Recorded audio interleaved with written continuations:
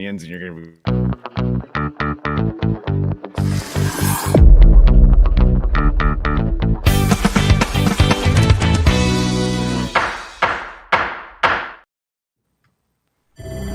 Warning, incoming game.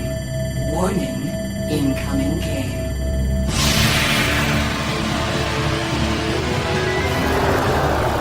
Warning, incoming game. Coming up next, 3 close friends get nullified in a dangerous game cube with everybody's favorite appliance, Mike the TV! We all remember and love Mike the TV, right? Our favorite reboot character, as we all agreed before this. When I asked you who's your favorite reboot It was unanimous. character, everybody said Mike the TV. Yes. Welcome to Trivial Debates. It's a debate podcast where we talk about one very specific thing that maybe you've heard about it, but It didn't used to be that way. It didn't start off that way, but we've but it is now. I mean, It on is this now. episode, we're talking about a very beloved and something that is very close to my heart, which is Reboot. Something that the first episode I ever watched of Reboot was, do you guys remember Mighty Max, the cartoon show? Oh, yeah. Mighty Max? Oh, big time. They were like the boy version Yeah. of Polly Pocket or Polly whatever. Pocket. Yeah. Oh, Yeah. hell yeah. I used to love the Mighty Max cartoon show, and me and my friend would call each other on the phone on Friday night to be like, let's watch Mighty Max. And then we were like, what the fuck is this Reboot shit? Because it replaced Mighty Max. And by the end of Reboot, I was like, I can't wait for Reboot. This is my life now. This is part of my identity, I think. But yes, today we are talking about mainframe, viruses. We're going to be debating whether or not the CGI is good. No, I don't think we're actually going to debate that. We all know it's amazing. It's better It than was anything cutting that edge, was- okay? For the 90s, come on. Yes. It was historic. And it is historic as the first fully... I mean, there's shows that CG came animated. out after reboots that look even worse. Like Boss Ugly Martians came out nearly 10 years later and somehow looks worse. Listen, I'm going to tell you right now that the fight between Megabyte and Dot when she's in like the load lifter from Alien is better than like most Marvel movies that come out today.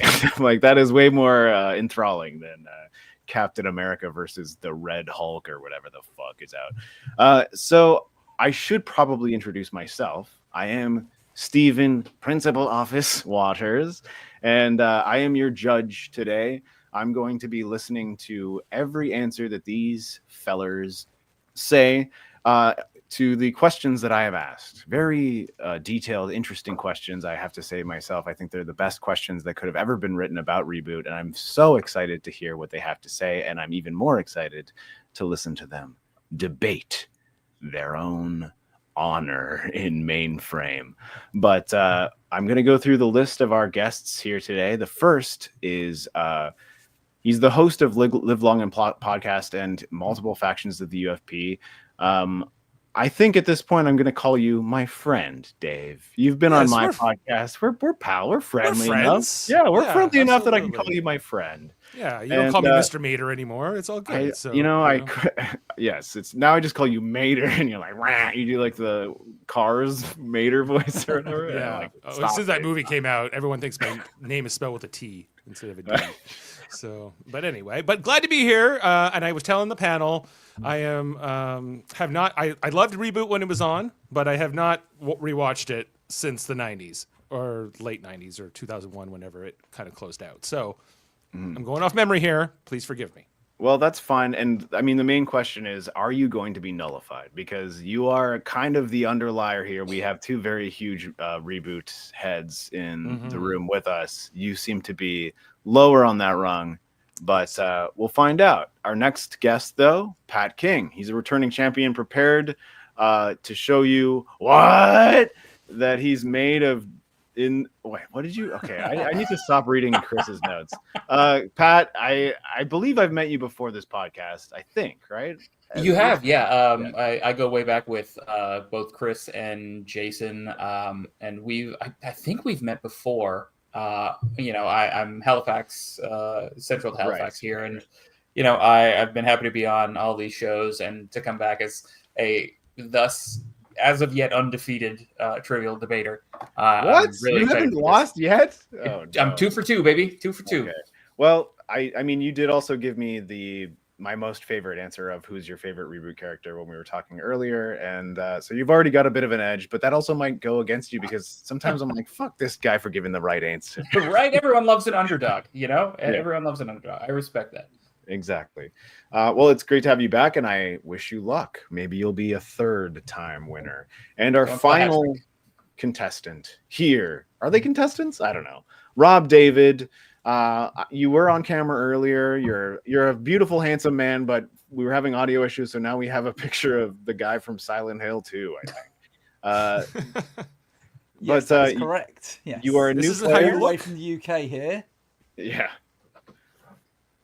We call it Silent Hill over here. Anyway, introduce yourself, and we'll get right into it.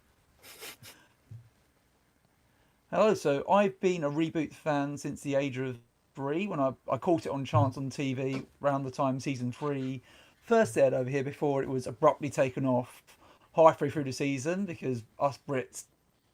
Yeah, I had to wait 9 years to see the end of Reboot. I had to watch it on YouTube in 3 parts for the rest of season 3 and all of season 4. Obsessed with it ever since. I once did a blog talking about every episode, about 5 or so years ago. Did a blog. You can still find it online. Lost in the Net 94 blogspot.com. I reviewed every episode on a weekly basis. Nice. That's good, man. That's good. I've always wanted to do a reboot podcast. I was talking about this to our guests earlier that, if I do make one, it's going to be called Reboot the Reboot. And we never talk about the reboot, and we only talk about Reboot, our favorite show ever made. I didn't know non-Canadians even watched it. I thought it was purely a Canadian show. Yeah. And Rob here is obviously proving that to not be true. It actually originated in the UK. A lot of the original creators were from the UK, and they relocated to Vancouver afterwards. So it was kind of a co-production. Yeah, they brought it to the Queen, and the Queen was like, "No, we can't make this reboot show." And it costs how much? Go to the colonies and make it. Yeah. Are you saying you want to create a brand new technology to make an animated television program? All right. So forgive me. Things like Thunderbirds and The Prisoner, which were, of course, British properties.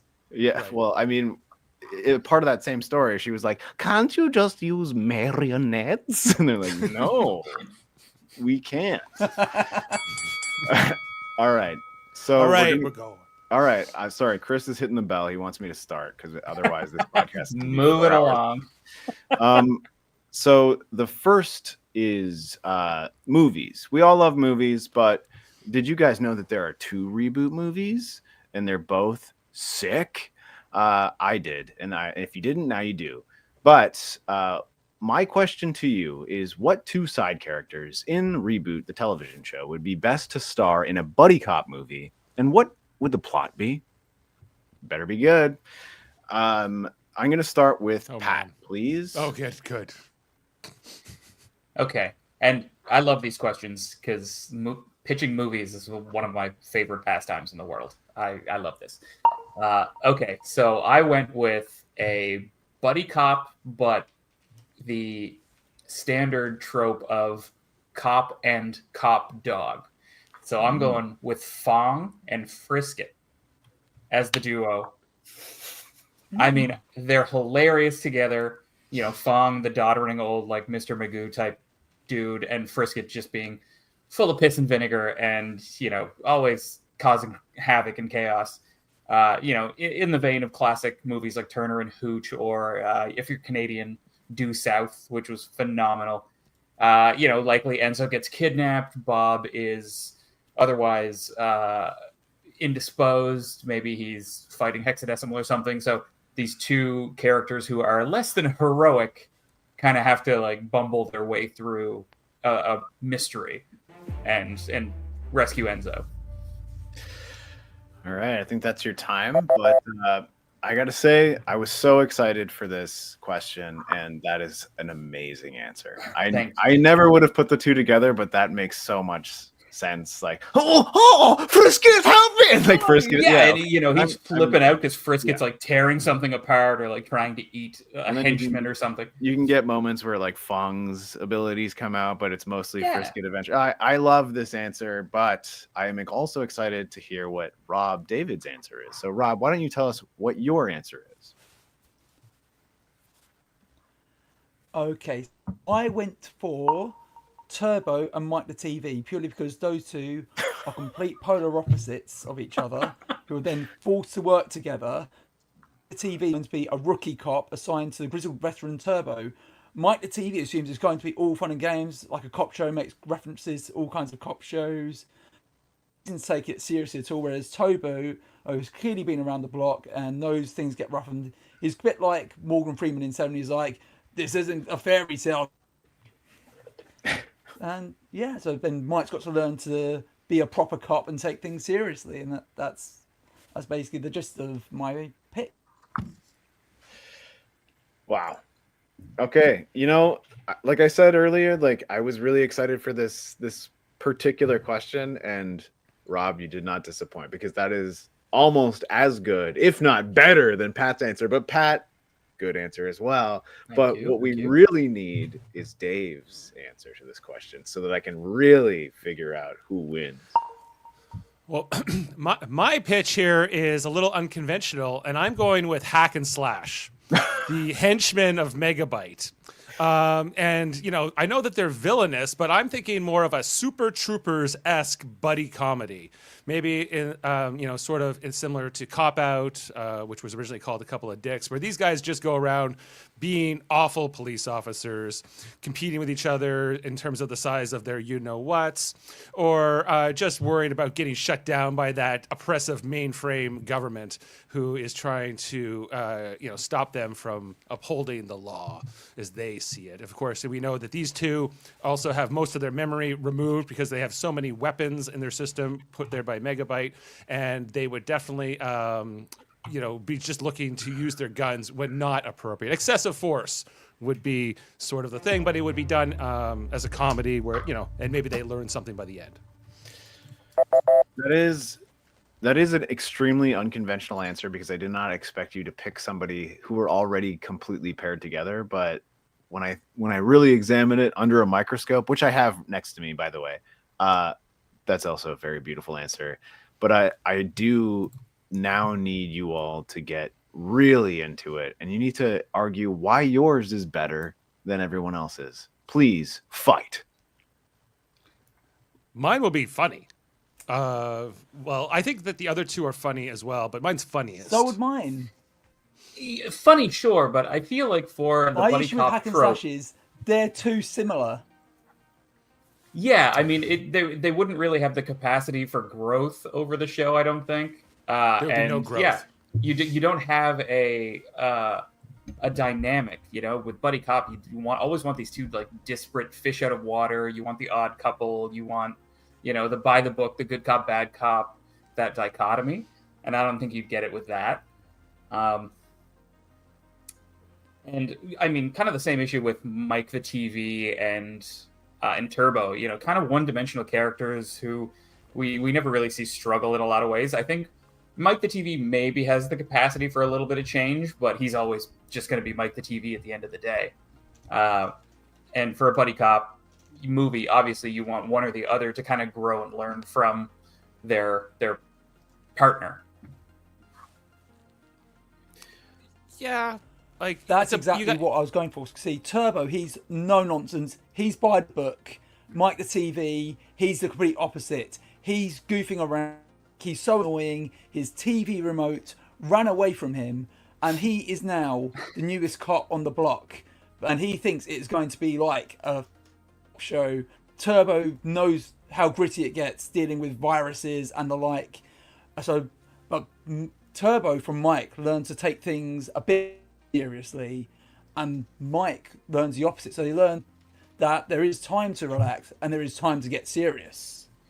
So, Rob, in that dynamic, who would you feel would be the good cop and the bad cop?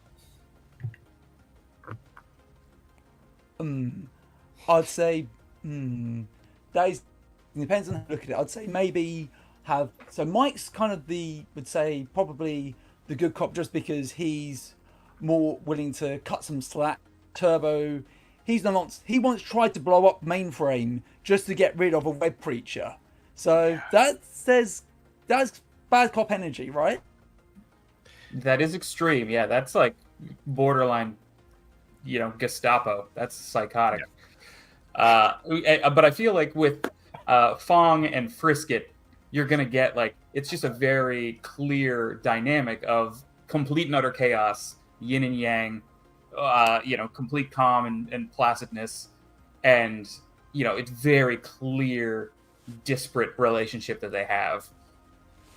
I'd say my characters are most suited to step into police roles compared to the others. Now, I could see Frisket as a police dog, but Fong not so much. Any kind of policeman, and I could, of course, Turbo is kind of a policeman in itself, but Mike the TV very much not.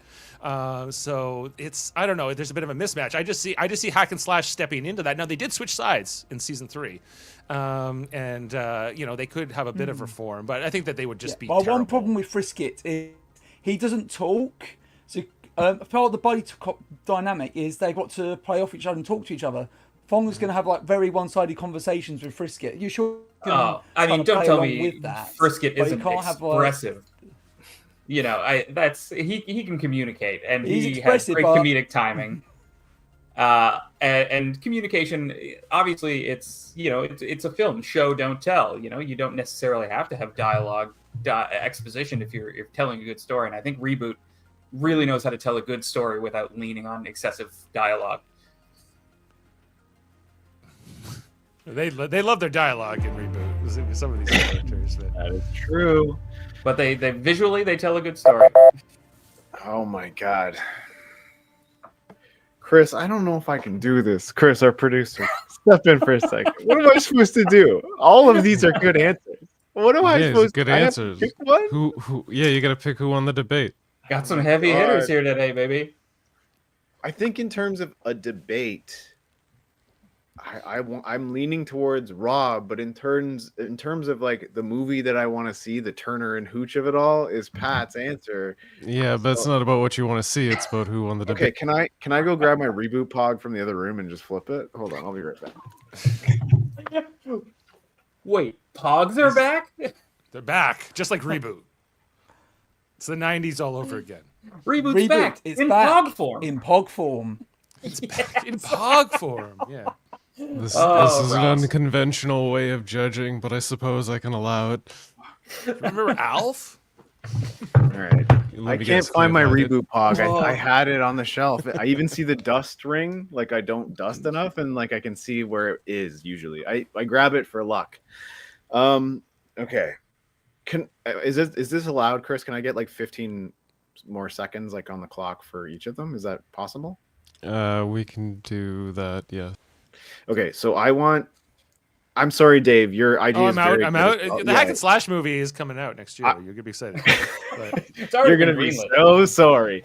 I also think that your idea is I didn't expect you to pick somebody that is they're already together all the time and they are hilarious and it's a proven thing. This is probably the most likely thing to be made is a Hack and Slash movie, but the other ones I think you want more of an odd couple. You were going for. I do. I do. We already know what Hack and Slash's dynamic is like. We've seen it over the multiple seasons of the TV show, and as good as it would be, I do want to see a Fong and Frisket movie, and I definitely want to see a Turbo and Mike the TV movie.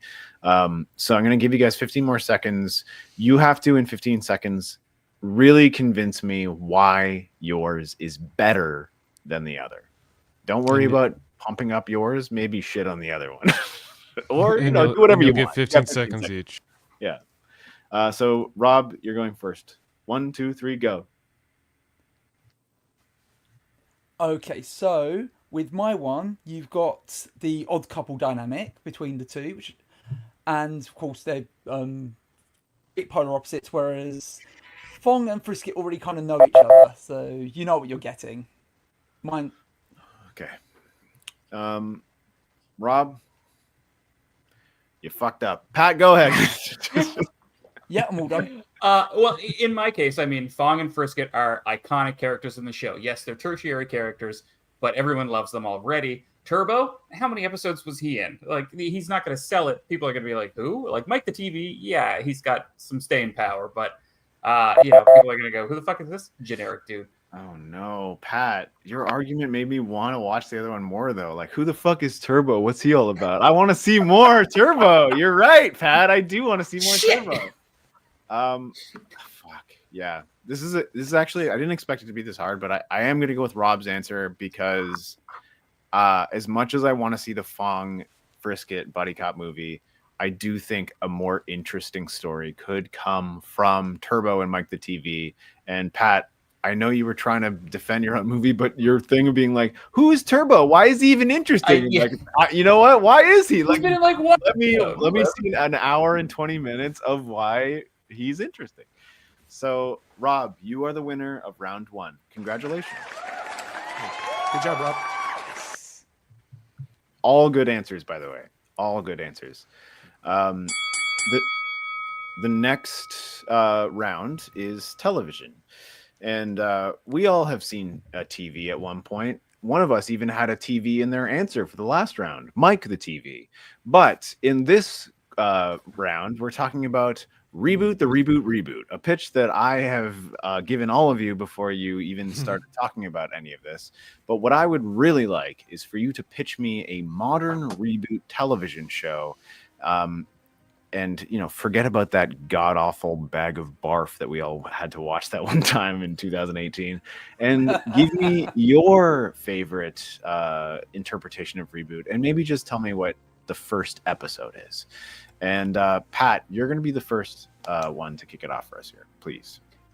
Fantastic. Thank you. I've been looking forward to this because I think I love when a show ages with its audience and matures with it. I mean, look at Avatar: The Last Airbender and then Legend of Korra, really leaning into those adult themes because I think Reboot did have an undercurrent of adult themes and, some innuendo, the jokes and whatever, but we all know which direction the internet has taken in the last, 20 years or so, because it is not good. I'm going for a dark, gritty reboot that is kind of, one part Sin City, one part Love, Death, and Robots.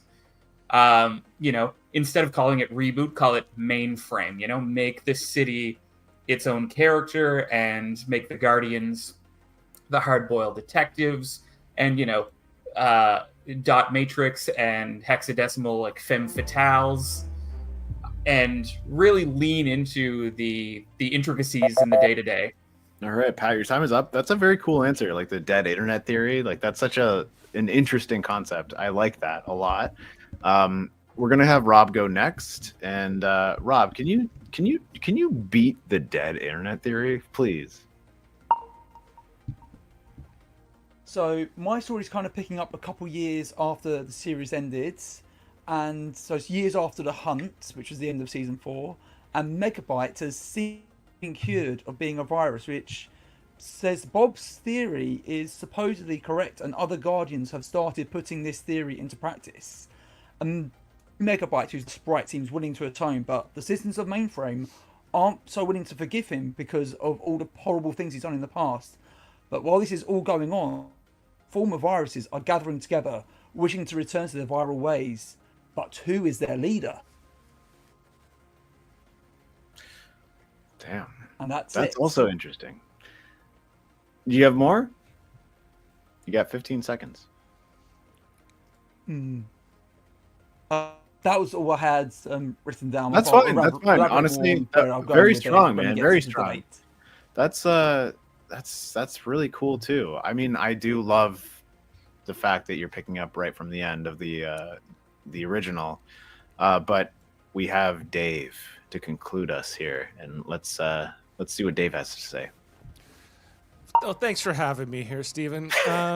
It's a pleasure. Now, this question probably took me the longest to really contemplate on. Chris was chasing me up till this morning about it, and it really, for me, like when the show came out, it was very interesting and new in terms of all these computer terms: megabyte, mainframe, the net, the web. All of that, at the time, these were all buzzwords. They were all kind of brand new words, and a lot of that kind of falls into the original show. But I feel like it's really dated now. I feel like it doesn't really feel like the inside of a computer or the internet as we think of it or know it now. And that's what I would want to change for the reboot. I want to make that more modernized in terms of the terms, in terms of moving around from different devices. Whether they be phones, tablets, servers. I feel like there needs to be more broken out with the users and making them more of a distinct faction within or force and personality too, because all that kind of lacking for me in the original. Oh. Dave accidentally pitched the reboot television show from 2018. Whoopsie. Which I have not seen. So whoops. Yeah. All right. We're going to go into our debate phase here. So the thing I should, before we start the clock, Dave, you did sort of pitch the idea of the show from 2018, but I believe in you, and I think that maybe you can make a better. I'm making a much better show. Steven. Yeah, than what that show was, because I don't think it's a bad idea. I just think the execution made me feel like they tried to break into my house when I was 8 years old and beat me up as a child when I was watching it. I was like, this isn't fun. But also, Pat, amazing. Rob, amazing. Dave, you're starting as an underdog here, but you really have to win me back. Let's start the clock. 4 minutes. Debate. Well, first off, everything you hated about the 2018 thing won't be in mine. I'll get notes and I'll incorporate that all into the production. I think that there needs to be more types of species. We got the binomes, we got the viruses, we got the sprites, and I feel like that can be expanded upon more than what we had in the original show. In terms of Rob's pitch, he's pitching a sequel, not a reboot, in my opinion. So it's kind of he's a little off the course with this all, and I feel like I'm going to get into that. So. Oh, well, sorry, I thought you were going to get into it. I think we're having audio issues, but I'm like, think about the way that we could expand on what the modern internet is. Instead of just having binomes, you could have social media bots that kind of look like programs. They look like Bob and Dot, but they're kind of humanoid androids. They're not exactly programs. They can't get into games. They can't interact with the mainframe. And think of the modern games that they'd be playing. GTA, Call of Duty. They'd be gory. They'd be sexy. They'd be, a lot more risque and provocative. Because the modern internet has just gotten filthier and more robust and just weird. And I think there's a lot of, you can explore a lot of that. Yeah, well, I feel like at its core, though, it's picking up years later. It's continuing the story, but it is. So I'm continuing the story, but I'm picking up years later. So technology has changed. So we're going to explore that. We're going to have new characters. So we're going to see the story through new characters while continuing the legacy of the old characters. We're wrapping up the story, like the big cliffhanger, because that's what's important to me more than rebooting the show, is resolving that cliffhanger that was left. And it's also kind of tackling one of the more interesting stories that was hinted at in season 4, which was Bob's theory on viruses and how you can change sprites. And I wanted to kind of explore the ethics of that, which is why I've kind of gone with this kind of more kind of sequelish picture. Kind of explores the ethics of changing into a virus, because it's kind of basically what Megabyte does in reverse. It's kind of like showing that you maybe can't change electric, because the. Dave, I'm just gonna say this: that the reboot at its core is a kid's show, a young, and I think like getting away from that is probably a mistake. I think that if you're gonna reboot the show, introduce it to a whole new generation with better, animation and more modernized terms they're going to recognize and get into, while keeping the spirit of the original show intact. And I feel like that's kind of what I feel like in both Pat and Rob's cases, they're taking it more adult. I don't think actually That's what season 3 marketing was. it to Season 3 was children. going in that adult direction. I mean, think of a new reboot being marketed to iPad kids. Like, that's not going to be interesting. You know, they're on YouTube. And I think the modern internet, from a child's point of view, is far less interesting than those of us who kind of like have seen the modern internet develop and, witnessed reboots. So I think growing with the audience is very important. Version, and it was the Emoji Movie, and it was terrible. Yeah, that's marketing it to kids for sure. But these movies do well, like Angry Birds or what else? They make money. Listen, I'm trying to make art, okay? I'm trying to make a commercial product here. Good? That's the question. I want to make something challenging and provocative and live in the world that we know and love that we've grown with. I mean, not what Dave, kids go for. I gotta say, Dave, you almost won me over like mid debate there, like around the 2-minute point. I was like, I'm starting to vibe with what Dave is putting out. But by the end, the Emoji Movie, and when you're like, I'm just trying to put out a product, folks. I'm like, yeah, you're right back to the 2018 reboot show. That's where I'm going for the laughs more than I'm going for anything earnest. So sorry. Right. But, I want to do an HBO Spawn type situation, not a, Yeah. Unfortunately, Dave, you didn't meet the challenge that I had presented for you. That's okay. I think it's gonna be an ongoing theme today. I'm excited because some of the questions are a little bit more, kind of like cerebral and weird. You might get one at some point, but I do have to say that, Pat, your pitch is good. The solidity of it is not quite there for me. Like, I don't really know what it's gonna be, but that's also intriguing to me. Rob, yours is so structured that I know what it's gonna be, and it's really good. But I think that the creativity that Pat has been sort of like pitching throughout his pitch is what's gonna win it for me here. Where I'm like, the dead internet theory, the like the advertisements where they look like sprites but they're not, and like that kind of stuff is like, that's really cool. And I do agree that like you shouldn't be advertising a reboot for kids, because it's not that anymore. Like, the people that actually care about reboot are us crusty old fuckers who are like, I remember Mike the TV. I do. So I'm gonna give it to Pat this round. Very good though on all fronts. Dave, you almost won me over to reboot. I should have just kept my mouth shut about those Angry Birds. You shouldn't have said Angry Birds. You shouldn't have said I'm trying to make money over here.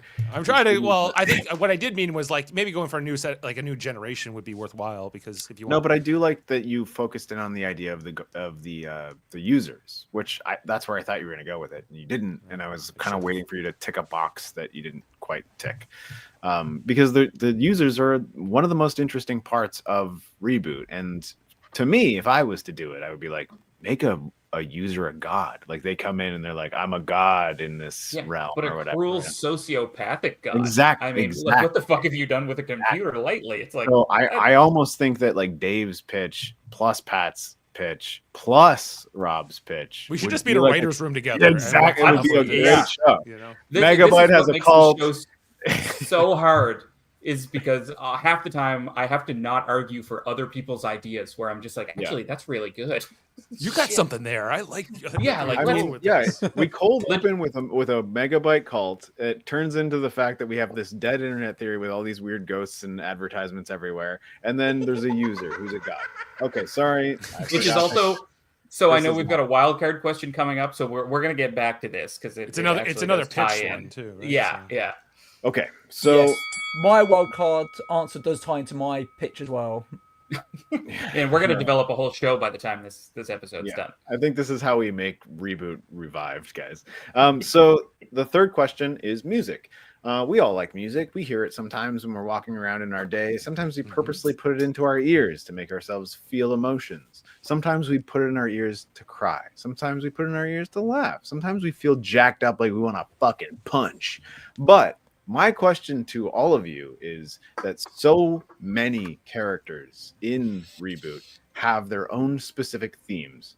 I would attribute Reboot's theme crafting musically to like something like John Williams, where like you watch a Star Wars and every character has their own individual theme. That's kind of the level that Reboot lives at in my head. I want you to tell me which character theme is the best in representing them in terms of tone and style.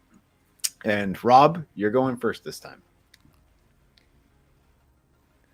Okay, so this one was a no-brainer for me. I picked Hexadecimal's theme because her theme sounds scarier than any piece of music in the show and perfectly captures her chaotic and unpredictable vibe. It's a piece of music that is so intrinsically linked to the character that whenever you hear it at the start of an episode, you know it's going to be an insane hexadecimal adventure. And, like, you can't think of Hexadecimal without thinking of that music.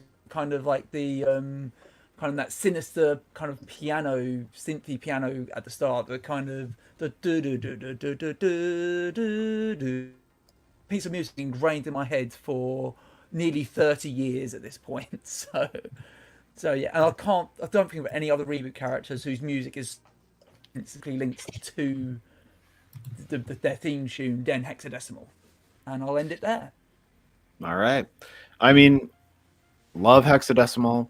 One of my favorite reboot characters. The theme does live in my head. I don't even really need to like look it up to be like, what does it sound like again? And it's like, no, it's just in there. Sometimes I'll be taking a shower and I'll be like I'll move my hand across my face and like pretend like I'm changing masks while I'm in the shower.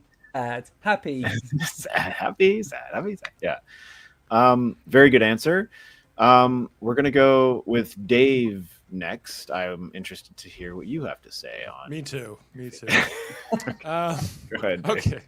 Well, full disclosure, I had no real sense that these characters had individual themes until you posed the question, Stephen. And I do love the music, the score of Reboot in general. I think it is amazing. I think it's one of the best things about the original show. And my favorite character on the show was Bob.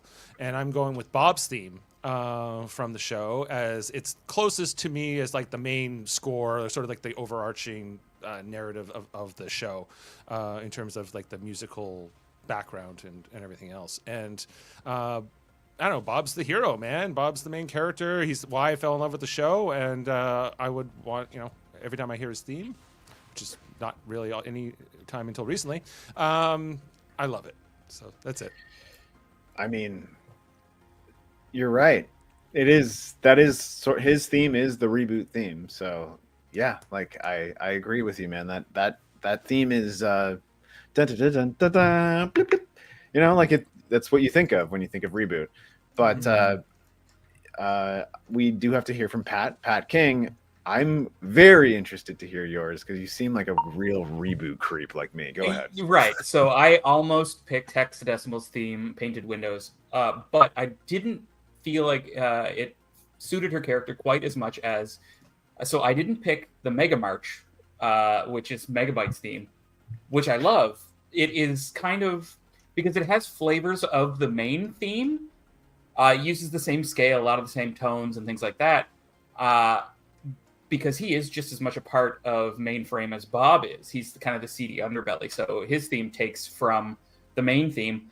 But I went with Gigabyte Attack, which is Gigabyte's theme, which is essentially the Mega March with heavier instruments at a lower octave with like an industrial metal twist to it.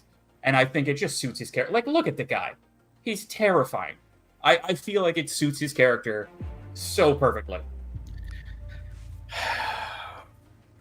I am becoming Gigabyte. Yeah, like I didn't know if anyone would pick the Gigabyte theme, but Pat picked the Gigabyte theme. So I got to tell you guys in advance, Rob, Dave, Pat is already like maybe like a few meters ahead of you in this fight.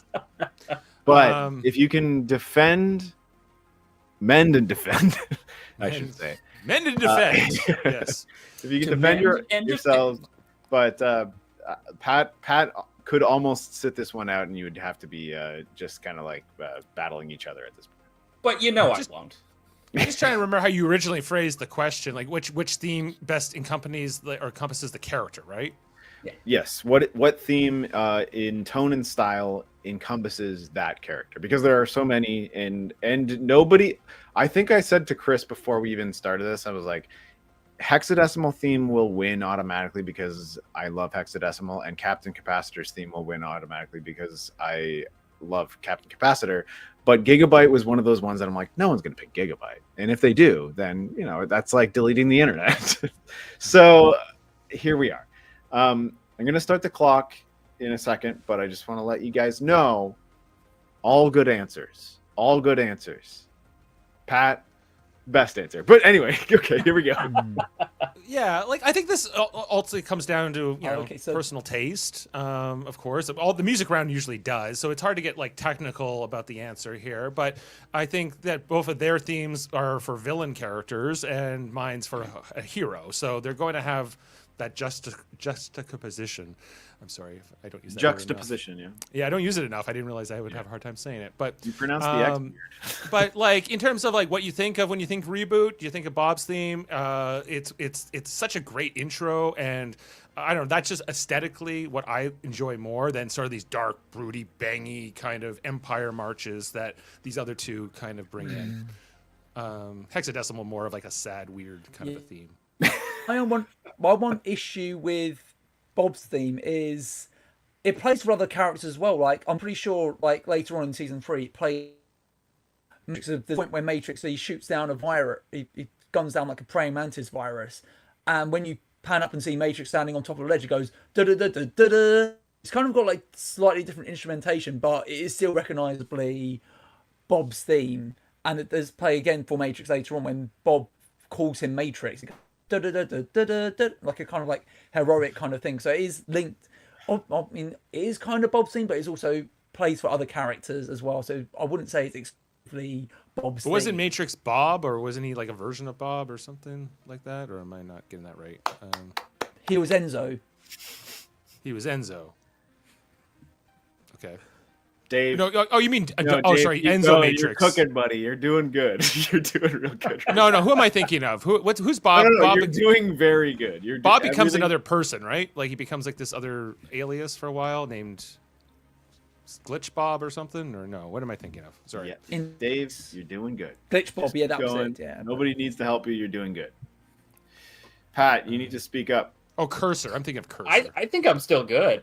I mean, honestly, when it comes down to which theme encompasses the character best, you have this whole stepping stone. You've got the main theme, and the main theme you can see touches of the main theme in Megabyte's theme, and then Megabyte's theme, it's this whole development all the way up to Gigabyte, which is, of course, it encapsulates his character because it almost has character development to it. It's got levels added to it where it's like, okay, yes, Megabyte is kind of evil, but he does have touches of the main theme in his theme, and then this like heavy industrial kind of heavy style that we almost never heard in Reboot because it didn't go heavy metal unless it was like in a game or it was something that was a little more kitschy or. I've got a point to that. So you're saying Megabyte's theme has elements of the main theme in. Hexadecimal theme, I'd say, can't really be used for any other character. And you're saying Gigabyte's theme's an evolution. That could be because Gigabyte is a fusion of Gigabyte's a fusion of Megabyte and Hexadecimal. So maybe it's Hexadecimal's unique theme blending into. So it's got flavors of to make all it unique, of. So, but without the It's an baseline- abomination, just like Gigabyte is. It's got all of those facets to each of the elements to it, and that's why I think it perfectly encapsulates Gigabyte as a character. Gigabyte's like a big chicken guy but- with little but- legs and a big fat top. I'm just going for whatever I have to in this round. Dave, you were doing so good. I had you up. You were Oh no! rolling I with mean, that. I never said those things, Steven. The Hexadecimal theme, I think, just like shit, you can't have Hexadecimal on screen without that music, whereas you can have Megabyte or Gigabyte without the music. All right, time's up.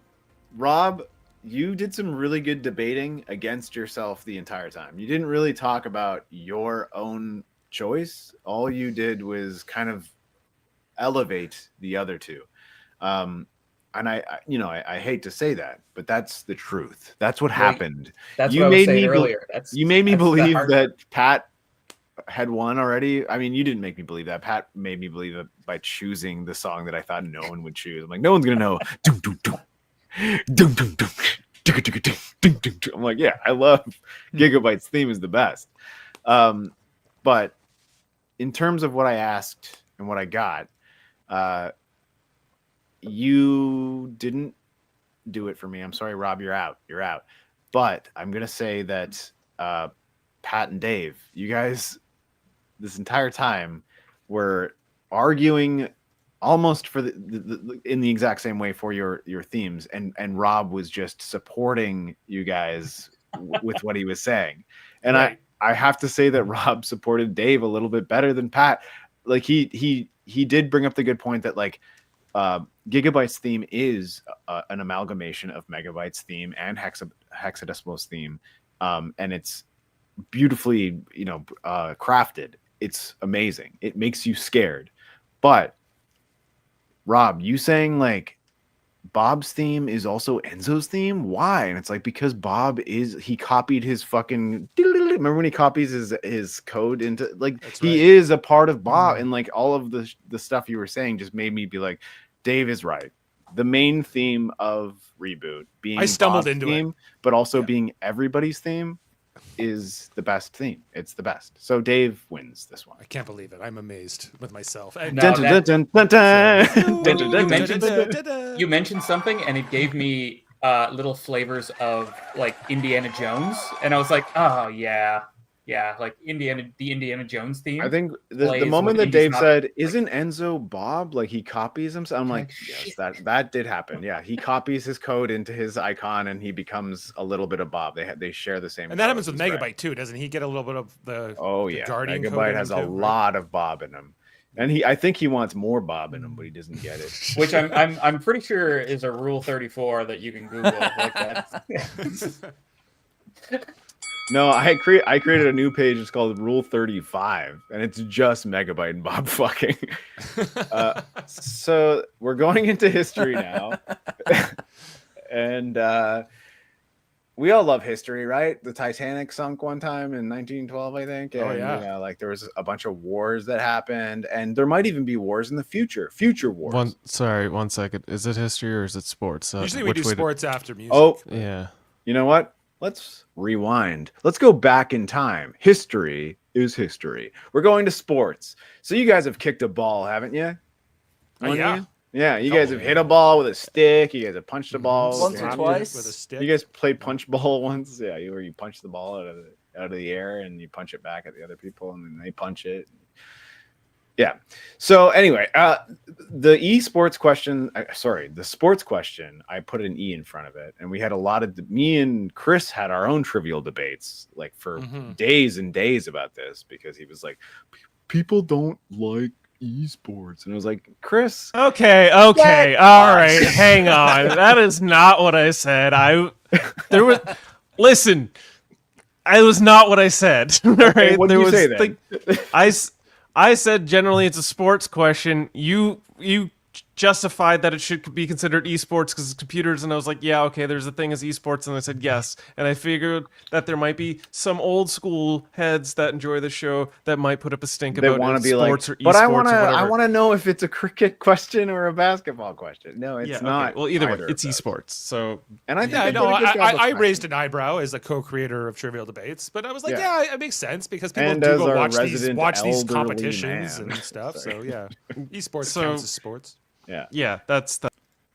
But I mean, Dave, did you think where you were like, I'm too old for this shit? Like when I No. I'm familiar with the whole esports thing. It was just like getting used to it, thinking of it as a sport. I guess like is video games a sport is like something. That I'm still I mean, it happy to- absolutely is. My main thing was like, that in South Korea, there's like several television channels that are devoted specifically to like StarCraft. So like, Oh, it for sure. is across it's the world. a big it thing. is. Like I did a whole thing with Major League Gaming like 10 years ago, like these events and stuff they did at Fan Expo. So I came to come around on the whole idea that back then.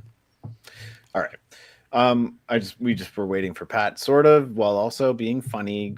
fuckers, which we all are. Mhm. This question is a sports question, an e-sport question. A GameCube drops. Warning. EA Sports. Incoming game. Dun, dun, dun, dun, dun, dun, dun, dun, dun, dun. The cube drops on you. You are a reboot sprite. You're a binome, whatever. You can be whatever you want, but you also have to choose your reboot character, who you are, but also the game you're playing is Super Smash Brothers. So you get to be Enzo, Bob, Megabyte, whoever, but when you reboot, you get to choose which Smash Brothers character you reboot. Warning, incoming game. Warning, incoming game. Right? I thought he was going to play the whole thing, and I got really excited for him. Like, oh, I can sit back for a second and just have this. This is what I play before I go to bed. I'm like, this is what my dreams are. It's like, like a purple GameCube lands on my face before I fall asleep. Okay, so Pat goes first again. Why has Dave never gone first? I got to ask. Chris, did you do that because Dave asked it? Or No, I put it in a specific order, but you rearranged it, I believe, have earlier in not. the game. Have Want you me to go not? first? I'll go first if you'd like. Yeah, let's let Dave go. I Okay. feel like You know Dave what? hasn't gone You know first. what? It's supposed to be like a rotational thing, and I didn't double check this because I last minute wrote it. It's okay. So, It's okay. It's okay. Chris is a virus. We need to get rid of him. No, just kidding. And so we'll let Dave go first. Okay. Like I love the question. I think it's really fun to think of like more modern video games, like console games, in the sense of reboot and assigning those characters to these.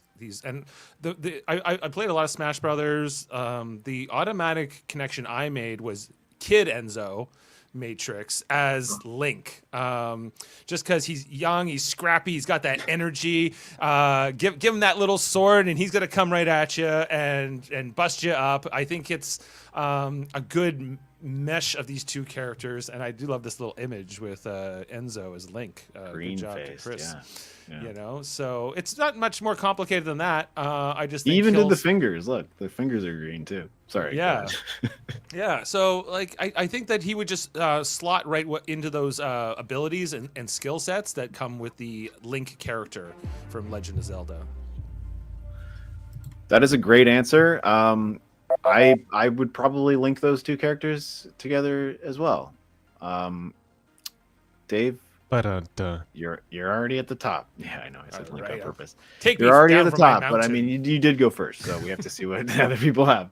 I'm gonna go with Rob next, please. Rob, can you tell me what character would you want to reboot into, but also what character would reboot into that character?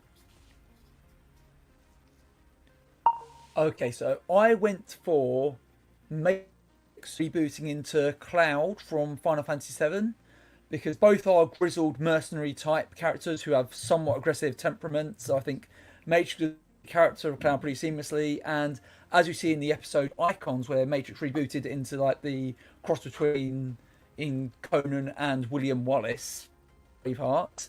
Matrix can wield a sword just as well as his trusty gun. So and of course Matrix has the brute strength required to carry Cloud's mighty Buster swords.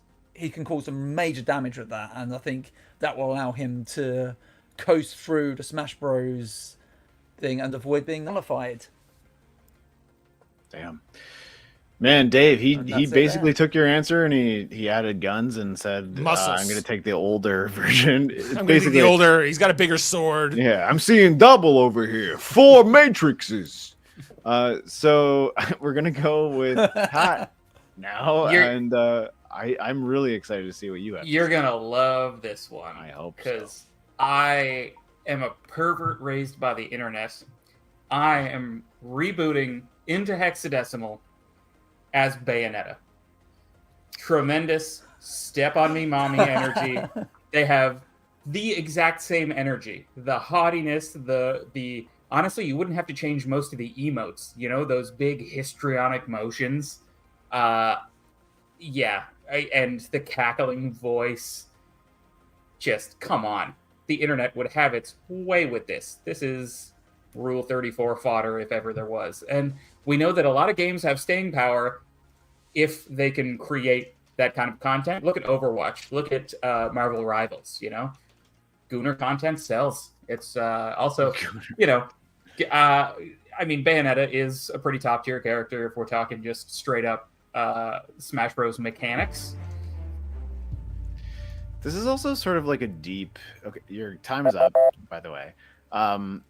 It's also like a deep answer because I was gonna get pedantic on you for a second, being like, like technically viruses can't reboot, but she is the only virus that does get an icon and can reboot, and she does reboot.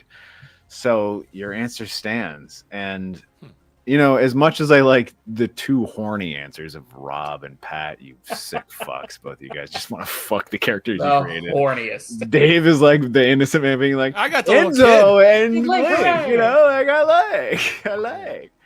And I think all of these are very good answers, but in this debate specifically, you have to tell me how they are going to dominate in a Smash Brothers related contest. I didn't make up the rules. I just wrote them and made them up. Specifically with whips and guns and boots. No. You have 4 minutes to do this, Pat. You don't have to just tell me immediately. Wait, you want me to tell you how I'm going to get dominated by hexadecimal as Bayonetta? Because this could get weird and maybe demonetized. The time has begun. We would have to have monetization in Fight. this place. Yeah. Okay, away from that angle, I think with Smash Bros, of course, the idea is to knock the opponent off the platform that you. And I think Matrix, he's gonna have that strength that allows, and the sword is massive. It's bloody massive.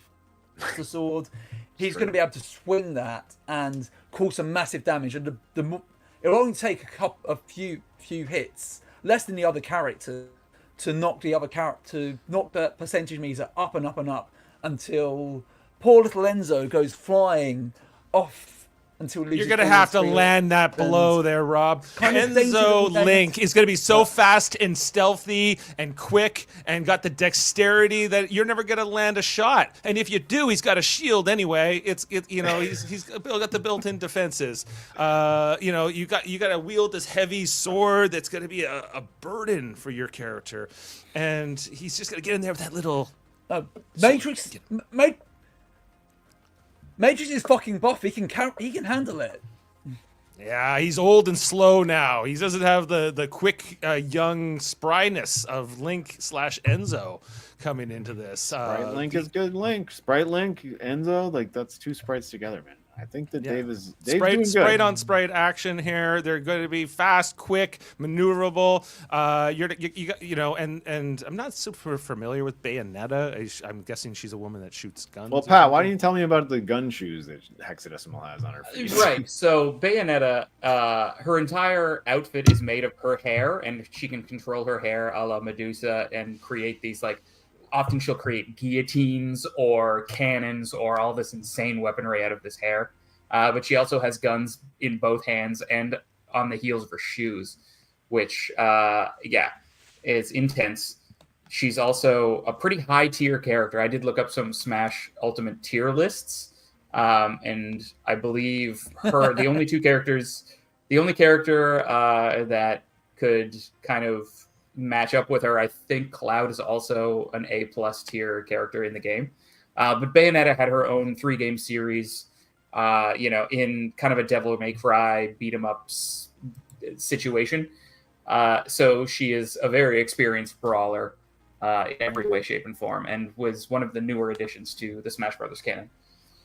I reject her on the fact that she's new and I'm unfamiliar. I've aged past her game. Cloud is part of Cloud is part of Soldier.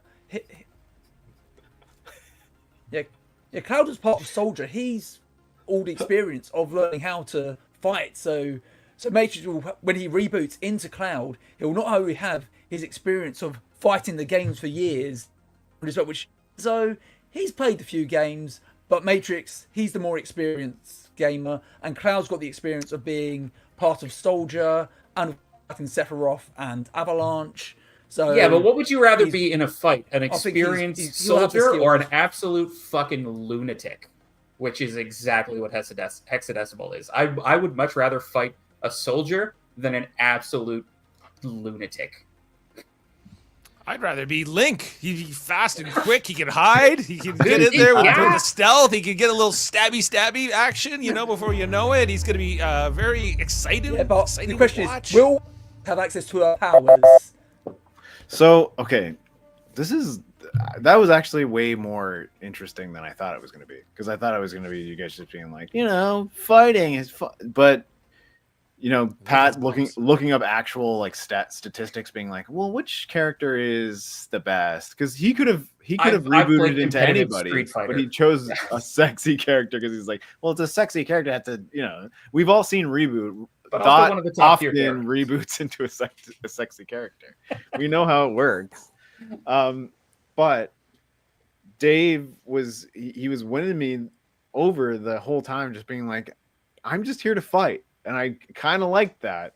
But Rob, man, you kind of like hit me at the end there when you were like, Matrix lives in the games. He knows how to face the games. He's been in this game before. He chose this reboot form. It wasn't accident. And even if he didn't choose it, it was put on him. He's like, I've played this one before. I have experience. Right. It's a soldier. I get it. Yeah. So I think just based on almost entirely on the fact that you chose Matrix, I'm going to go with Rob. But everybody had good arguments. I will say that. Good job. Yeah. And also I do want to say, like, your arguments that you presented throughout, not invalid. They were all good, but you didn't pick Matrix. Hexadecimal's never been. She would be in a game being like, what? A game? What am I doing? I've here? heard about these, but I've never been in one before. You should be rebooted with guns on both her hands and feet, and she'd be like, "Oh, nice, let's go." Would she still have the mask? I feel like No, she'd 'cause she basically gets- be remember- Bayonetta with a mask. Remember, she gets healed in like the later seasons, and she has like a real face, and it's like her mask, but it's like a real face. Yeah, you didn't like it, but Freaks like, me out. but it did creep me out. But then I rewatched it many times, and I'm like, it's the best thing that could happen to her. Like, that's what needs to happen to her. She's a broken, weird, fragmented person, and she's now become whole. It's Just so give her a beautiful. real face and see. Just what she give her does with just make the whole show like give me an Agatha all along about hexadecimal. It's called hexadecimal Honestly. all along, and it. she's her and Scuzzy are dealing with their internal bullshit. Okay. We're now into history. So what did I say before? The Titanic sunk, there was wars that happened, and we all hoped that Mike Tyson would beat the shit out of one of those Paul brothers, but it didn't happen. That's kind of history, because you're like, Mike Tyson like beat the shit out of everybody, and then he fought a teenager and it didn't work. So what I have to ask you, I don't even remember this. Which historical computer guru would make a binome? Wait, what? Would make Chris, a good what did I binome write? Or something? Which historical would you make- computer guru Would you make into a binome? So, like, if you guys don't know what a binome is, I'll explain it to you briefly. There are zeros and ones in computers. We all know that binary code is zeros and ones. So in Reboot, there are these guys that are like these sort of like three boxes stacked, and that's a one. And then there's like a little, like a round guy with arms and legs, and that's a zero. And those are binomes, and they're meant to make up the code of everything that we enjoy in terms of computation. Those are binomes. That's what the question was. I hope that explains it to you. The ones in I did zeros are have people. I knew about these characters, but again, it's been like 25 years since I've watched it, and I didn't remember that they were called that. Yeah. But so Chris had to educate me. I'll tell you what a binome he was, was, and he was kind of judgy in his response, because Well, Chris also just sounds judgy all the time. Even when he comes in here and he's like, "Oh, well, fuck all you guys for even being here." I'm like, Chris, I was like we're binome, here and he for was just you. like, "What?" Come on. So, Okay. It left So- a bad taste in my mouth. Yeah, I could sense it through the chat. Yeah. So You're like, who did I get to do this show? Yeah. I need to find somebody who knows what a binome is. come That's on. my impression of you, Chris. I'm sorry. Like, for I know what doing they that. are. I just didn't know they were called that. So yeah, the question was, what historical figure would you make into a binome, either a 1 or a 0, and what would they be? Also, just so you guys know, I used to work for like a board game company where we would make puzzles, and a 1 and a 0, very good. If you were a 2, that means you're like absolutely fucking stupid. We're like, oh, the twos show up, and they're like, "Go, I'm a 2, I don't know." So, you know, just so you know. I'm gonna start the clock in a few seconds, but we're going to go with Rob this time. Seems like it's Rob's turn to go first. Yeah. Okay.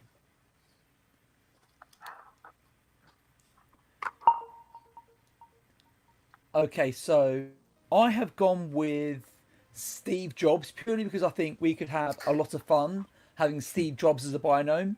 Kind of, I think he could like be walking around and kind of like taking notes, thinking, I could do this, but better.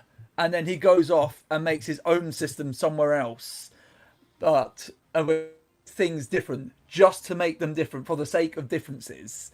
And then the character like Bob, he can't get into this system because it's not programmed. Mainframe's got a different architecture, so he has to scour the net to find a way that he can access the system and operate within it. And other characters will be the same. So viruses absolutely not get in because Steve Jobs, he does not like those viruses. So no Guardians allowed in main because you don't need them. All right.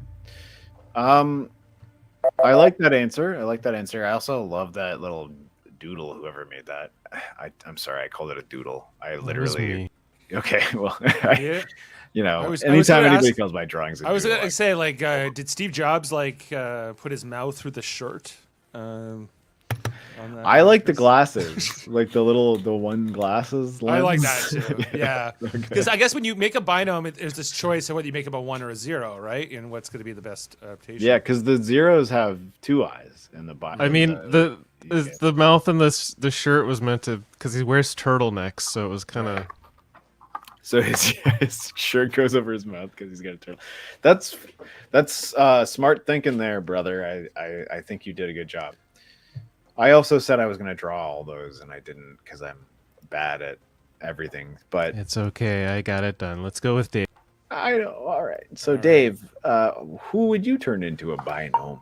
Well, every time that they did this on the show, where they made like a binome look like a person from real life, it was always done for comedic effect usually, and they have to be like recognizable. So I was thinking about an historical computer guru. I think Steve Jobs is an option, but I think Mark Zuckerberg is more contemporary for now.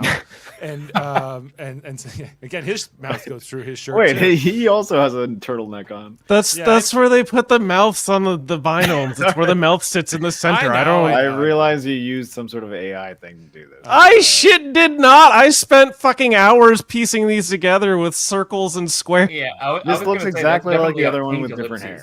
Sorry, Well, Dave. Okay, I might have reskinned the first one.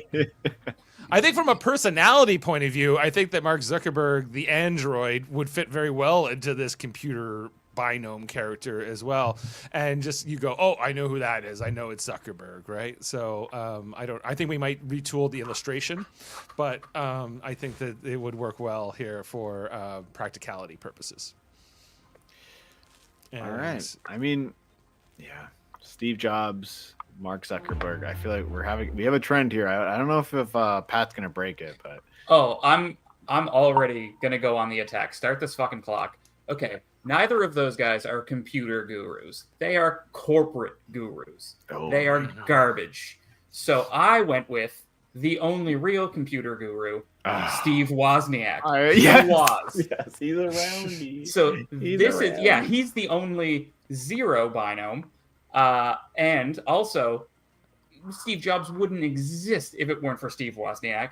He is actually a computer guru. He was the guy who put together the zeros and ones. He coded in machine language. He put together the actual fucking boards of the first Apple computers. The Woz deserves to be immortalized as a reference in Reboot, as a binome. These other two guys could be parodies of them, I guess. Great. I would also love to see the 0 and 1 Steve Jobs Wozniak interaction, but he's truly the only computer guru. I also I want to believe that, if Steve Wozniak was put into Reboot, he would come do the voice, whereas the other two would not. They would. Exactly. Yeah. Yeah, that's true. No, he is so, absolutely the grandfather of modern. Again, Pat, you're already a little bit ahead here for me as the judge, I have to say, and I'm just saying that so that you guys know how much game He's you got to ahead. play. I get listen, why. I'm not going to count my chickens. I'm still. I mean, you lost the last chicken. Exactly, you were yeah. so far ahead, and I was like, Dave only got lifted up because of both of your arguments made his seem better to me. So remember. Did any of the other binomes ever get voiced by their real life counterpart? Yes, they did. I can tell you one right now. Julian, what's her name? Gillian Anderson. Gillian Anderson. Yes. She played her Scully character That's from wild. X-Files in Reboot. And Is it just because it was in she was Vancouver?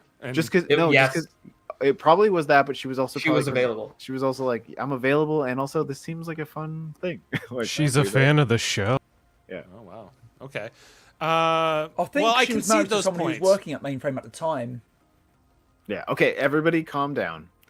I'm going to say, Pat, you're already a little bit ahead again, but you have to actually talk this time, because last time when you were ahead, you didn't talk until the very end, and you just kind of buried yourself. Rest on my laurels. Yeah, you can't keep telling me that I'm way ahead. You're not way ahead. I said you're a little bit ahead. I should be way There's that ahead, danger 'cause that you'll say something wrong that he's not going to like. Exactly, yeah. Because I just as often put my foot in my mouth. I also as have to do commend argue for Chris myself. on that Wozniak, the 0, the little silver hair beard and hair. The beard works. I got What? Especially when you see it side by I'm trying to side. give you a compliment, Christopher. No, I Mr. appreciate it, but let's get these guys Mr. rolling here. Christopher, get back Your parting time, Mr. Christopher. Mr. Christopher, what a tyrant he runs this show. Yeah. All right. We're starting the clock in 3, 2, 1, go. Well, I concede that Steve Wozniak is more of a computer guru, and if than the other two, and if you want to go on that criteria solely, then fine. But I think that the recognizability, the question, and I don't think that unless you're a computer nerd, if you know about the history of computers in some manner, I don't think Wozniak will be recognizable to the average viewer, certainly not to a younger generation. Even in the 90s, I know who he is, but I don't think a lot of people would. And I think Zuckerberg and Jobs even are just more pop culture figures in that sense, and that's why I went the way I did. Even though I did. While Reboot, they reference pop culture all the time. Jobs is the point I was making about Steve Jobs is not only did he work at Apple, but at one point he was head of Pixar, which was another pioneer in the computer animation field. And Mainframe did reference that. Pixar in the episode Ends of the Smart, because you get a Lasseter lamp. So I think having Steve Jobs in there not only is a fun kind of way to kind of Windows as zapping, which you do get with Wozniak, but it also kind of immortalizes another person who's responsible in the advancement of computer animation and realizing them within the world of Reboot. And I think that's something that is well deserved. I mean, only in the fact that he was a money man. I mean, he never once coded anything. He never once put together a 3D model. These guys are paper tigers, they're cardboard cutouts. They're not actually computer gurus.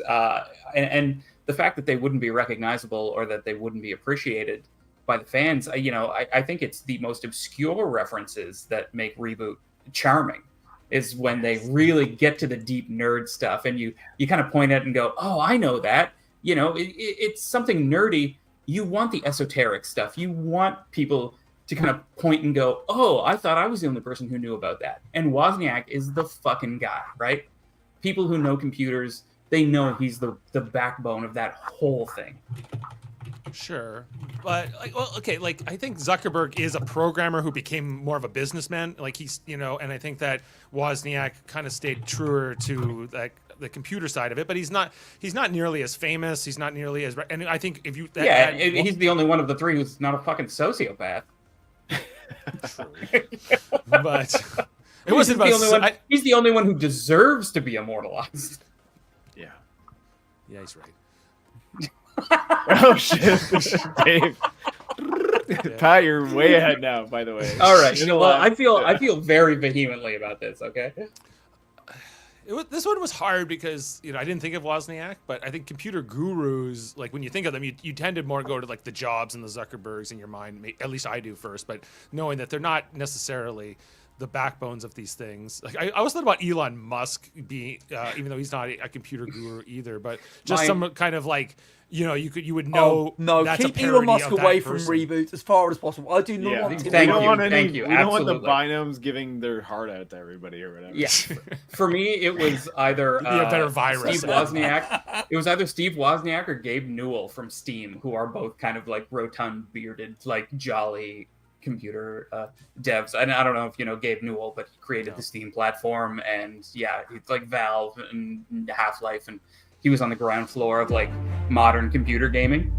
It was either of those two. But all right, fellers, the time is up, and I have to say that was amazing, but you guys could not bury Pat. Pat was I didn't ahead. pick Elon Musk. You were trying to put Pat down, but the whole time Pat was already up there. I knew I had that one. He convinced me even. So I think that even honest, you didn't know the other answers, right? You're like, no one's gonna beat the Woz. The Woz is you can't beat the Woz, baby. Yeah, because he's like the computer guru who's just famous enough, I think. He stayed humble. He never cheated to get billions of dollars. Like I said, he's the only one who's not a sociopath. He never did it for fame. He did it because he was a nerd.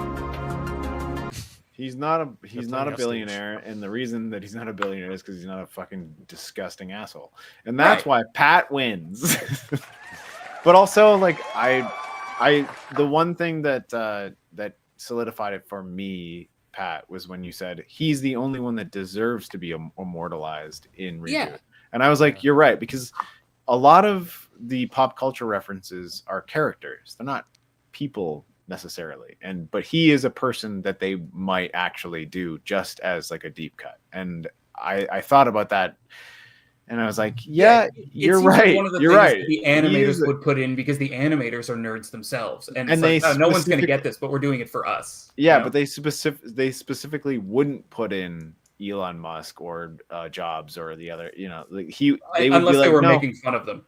Yeah, that's how I was thinking of it. It's going to be like a gag. Unless they were making fun of him. They're going to be making fun of this character. Whoever. That's what my mind initially thought. But it could be something just an earnest. But Reboot isn't usually that rude, right? Like they don't really take those as like those groin shots. But they will put a Woz in to be like the Woz. He's the Woz. Yeah, so Pat, that's why you win. The Woz. He's great, and he should be immortalized in. He's Reboot. a wonderful human being, and everyone should know. I bet you that there is probably a Woz binom in Reboot already. I had to look it up. I was going to be surprised if there wasn't actually one. Yeah. All right. So we've reached the end of the regular questions, and now we get to get wild. So I want you guys to pitch me a new virus. I know that you guys probably love this. You're like, oh, a new virus. But it also has to fall into the reboot. I mean, but at the same time, like if you want to pitch a new virus in the old one too, like I'll allow it. Like if you want to be like, remember that one part in that one episode where like it never got resolved? What if that was like the goo that created the virus? Like I'll allow that kind of shit, and I'll probably love it. So anyway, a new virus. We all know what the viruses are in Reboot. Hexadecimal is, I think, collectively our favorite, but we all know Megabyte is the best. Like Hexadecimal's our favorite, but Megabyte is the best. He's the best. And if you say he's not the best, then you can Well, just Tony march J's your asses performance out, is and I'll so good. crown myself winner of this episode.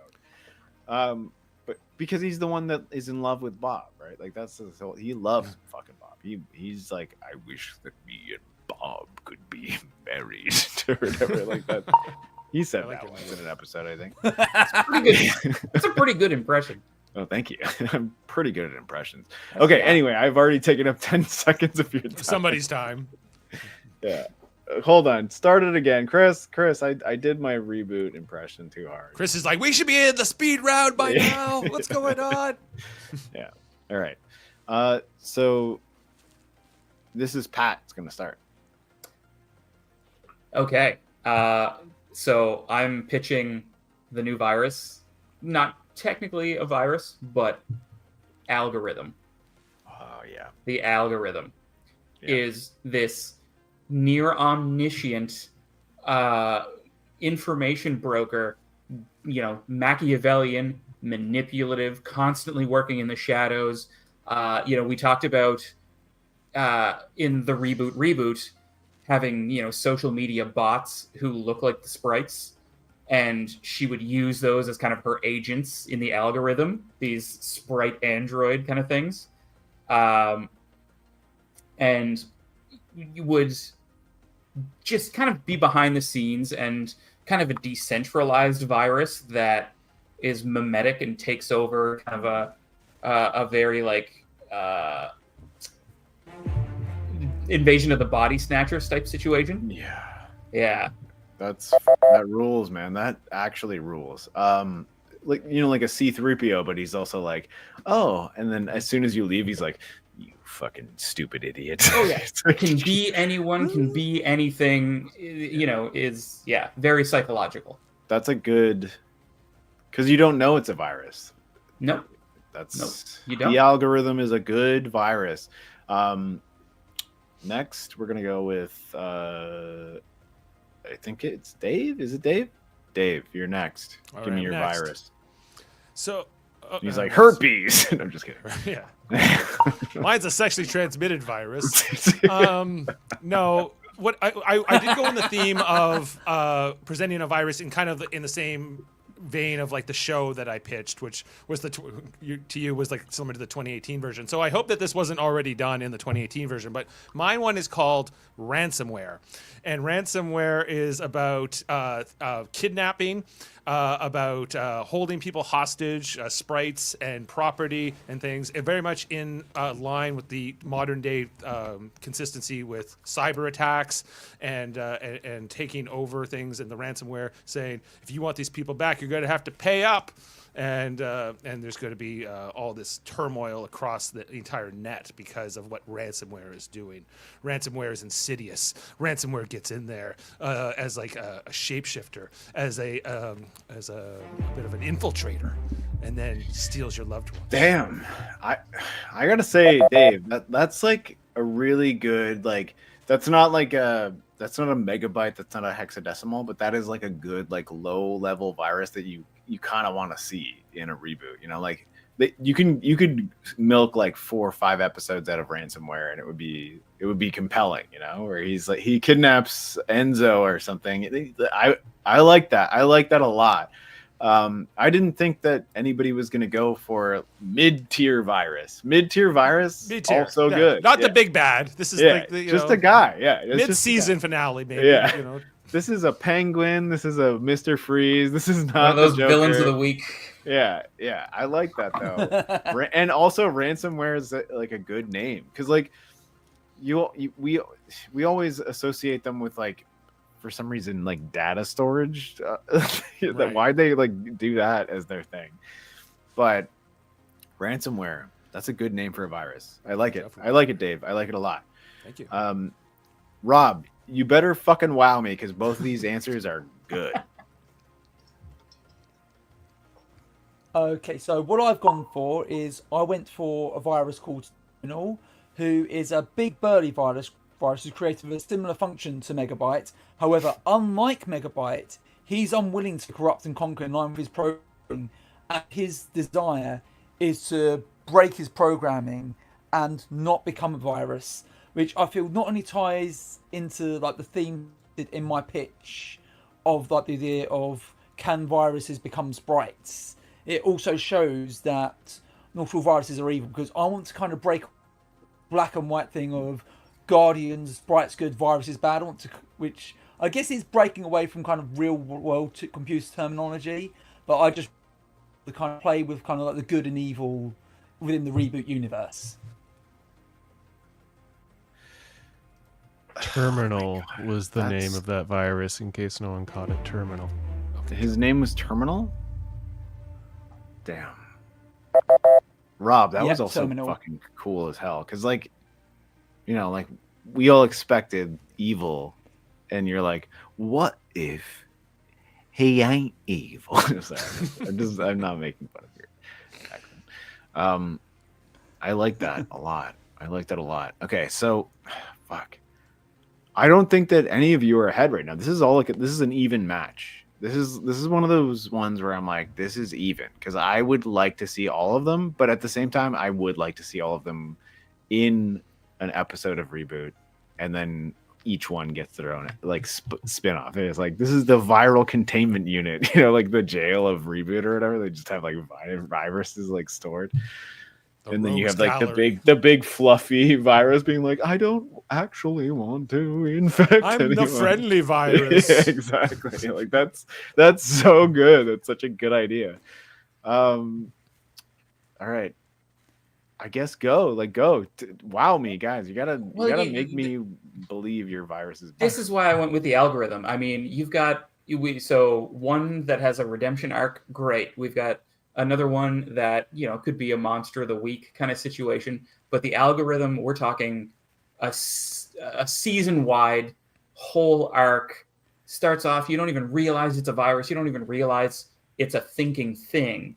And it develops, you know, you kind of turn over those stones and you realize that everything is connected to the algorithm. And the algorithm's been behind all of these things, you know, trying to corrupt the terminal or sticking ransomware on a particular part of the mainframe for its own devices. When I think villain, I think, you know, every good hero needs to have a great villain, or else the hero falls flat. You know, every hero needs a Hans Gruber. So the algorithm is this insidious thing that could really fill an entire season, could fill an entire arc. I would say that, like, I like the idea, but it feels like Yeah. the algorithm would be too powerful. I don't even understand how they would stop algorithm with the tools they have in mainframe. And ransomware, I think, could be taken a little further. I know we're describing them as like a mid-tier villain, but, you know, Reboot is about family, right? This Matrix family, Bob and the rest. And when they're separated, like when Bob is gone, like how empty, you know, does the show feel, you know, during his absence? And, you know, and I think if you take a main character out and say, okay, like Dot has been kidnapped and you're not getting her back unless you give us everything, and they can't pay that ransom, like it could be a whole existential threat for the entire mainframe. Well, if we're talking existential threats, I mean, you said it. How do you stop the algorithm? But That's we've a already modern seen that. problem. We have seen that went away in season 2. So my argument I is certainly based on don't think fact the that algorithm as it my is virus is something today that, is similar to what we saw in season 2. Yeah, you know, We it gotta also would be give a Rob a is a great second. idea, Give Rob a but- second. Give Rob a second. Sorry. Give Rob a second. So yeah, algorithms are great, but I think it is still playing with like the idea of like evil. Well, my idea was kind of like showing it as like not all viruses are evil, because this is someone who was forced into a program that they do not want to fulfill. They're made to corrupt and conquer like Megabyte, but they do not want to. And I think of this was kind of tied into, I don't know if anyone's seen Babylon 5, but originally the idea was Dilem was going to present as male as a Minbar, and then they pressured in season 2 into being like a hybrid of human and Minbari. They were females. My idea was Terminal was going to be in their virus form. They were going to be, their arc was becoming a sprite, and when they become a sprite, right, they are now female. So it's kind of like a whole trans allegory thing. So which I really could bring like trans representation into the Reboot universe for any transgender fans, which I think is something that I think We're all they need a we're lot all of fans of solidarity. transgender around here, but That's a really good point, Dave. I don't want to stomp on your talk time, but like you guys have 40 seconds. I think there needs to be that gray area in any good villain. You know, you need to be able to believe that they're doing good in their own mind, and I feel like the algorithm speaks to that. Is like it's not intrinsically evil, but it winds up doing all of these evil things, and they have to figure out how to escape it and how to kind of band together against the algorithm from infecting their minds. And this allegory for our addiction to our devices and to Instagram and things like that. And I think it would modernize the take and create an interesting gray area villain. Well, with the 3 seconds I have left, I'll just say that ransomware, I think that could be a very interesting story too, in terms of what is the motivation behind ransomware. Why does it need the money or resources or whatever it's holding at ransom, and what is it for? And I think that there's a whole thing to explore there. This might actually be the hardest one to answer because everything that you guys said seemed like it could cohesively exist in an actual story of Reboot where all three of these viruses are existing at the same time. And, ransomware is hired by, sorry, what's your character's name again? Chat GTP or whatever. Sorry. The algorithm. The algorithm. Yeah, the algorithm is making your character do all the bad stuff. So your character seems like the bad guy the entire time, but really it's Chat GTP the entire time. Like that is such a cool story. And also like we get those C-3PO moments where like, the algorithm is like interacting with Bob and Dot and all that shit and being like, well, we don't actually know why they need to go there. And Bob's like, damn, I guess we got to go into another game to figure it out. And Chat, like half the season, they don't even know the algorithm is a villain or that it exists at all. Exactly, and then that's the end of the season is like ding ding ding ding ding, and like it's like and it goes into like a room of like all these algorithms are just like pouring into its head. That's so fucking cool, Pat. That's such a good idea. Too much cooler. Dave, ransomware. Dave, your character is the main character of that season, and Rob, your character's in jail the whole time, being like, I got too fat and happy about it. I'm sorry. I also like the idea of like a virus who's like trying to escape being a virus. That's such a good idea. But in terms of like a reboot story, Pat and Dave, man, can I give them 15 more seconds? Am I allowed? Because like that's so good, and I don't know which one's better. Like okay, hold on. Can I say why I think one is better than the other and the other is better than the other?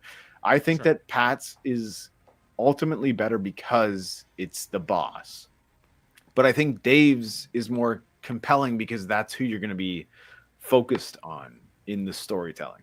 So your character, Pat, is going to be like at the end of an episode, they'll be like, ding ding ding ding ding ding ding ding ding ding. Like they'll type or whatever, and you'll be like, oh my god, this guy's a bad guy. Like you'll just know. But Dave's character is just being a bad guy the whole time. So I'm like, I kind of like that more.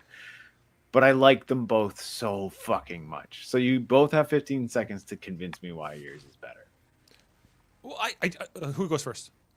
Dave, you go first. Well, I just think that the algorithm is more of this force of nature. It doesn't have like that mustache twirling effect that Megabyte and Hexadecimal does, and falls more within like the villainous theme of the viruses. And I think that ransomware could have some compelling motivations, like thinking of themselves like almost like a Robin Hood, right? Where you're taking resources from the rich to bring it to themselves for some other purpose. Wow, I didn't even consider that. That's such a good idea. So like he's a virus, but he doesn't realize he's a virus almost. Like he doesn't realize he's hurting the system by being there. Or doesn't care, thinks that they're what they're serving, like their cause is more important than any collateral damage. Right. All right. Yeah, Dave, you're up and you're in the green over here. Okay, so Pat, give me why is the algorithm better than fartware or whatever his name is? Ransomware.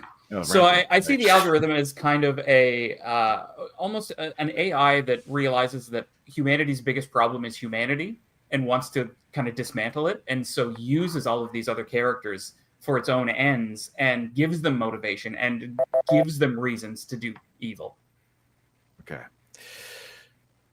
I mean, you basically said the same thing you've been saying the whole time, which is like, this is the ultimate villain, which I understand. Like, I get the idea. I get the idea that the algorithm is the ultimate villain in that arc of that story.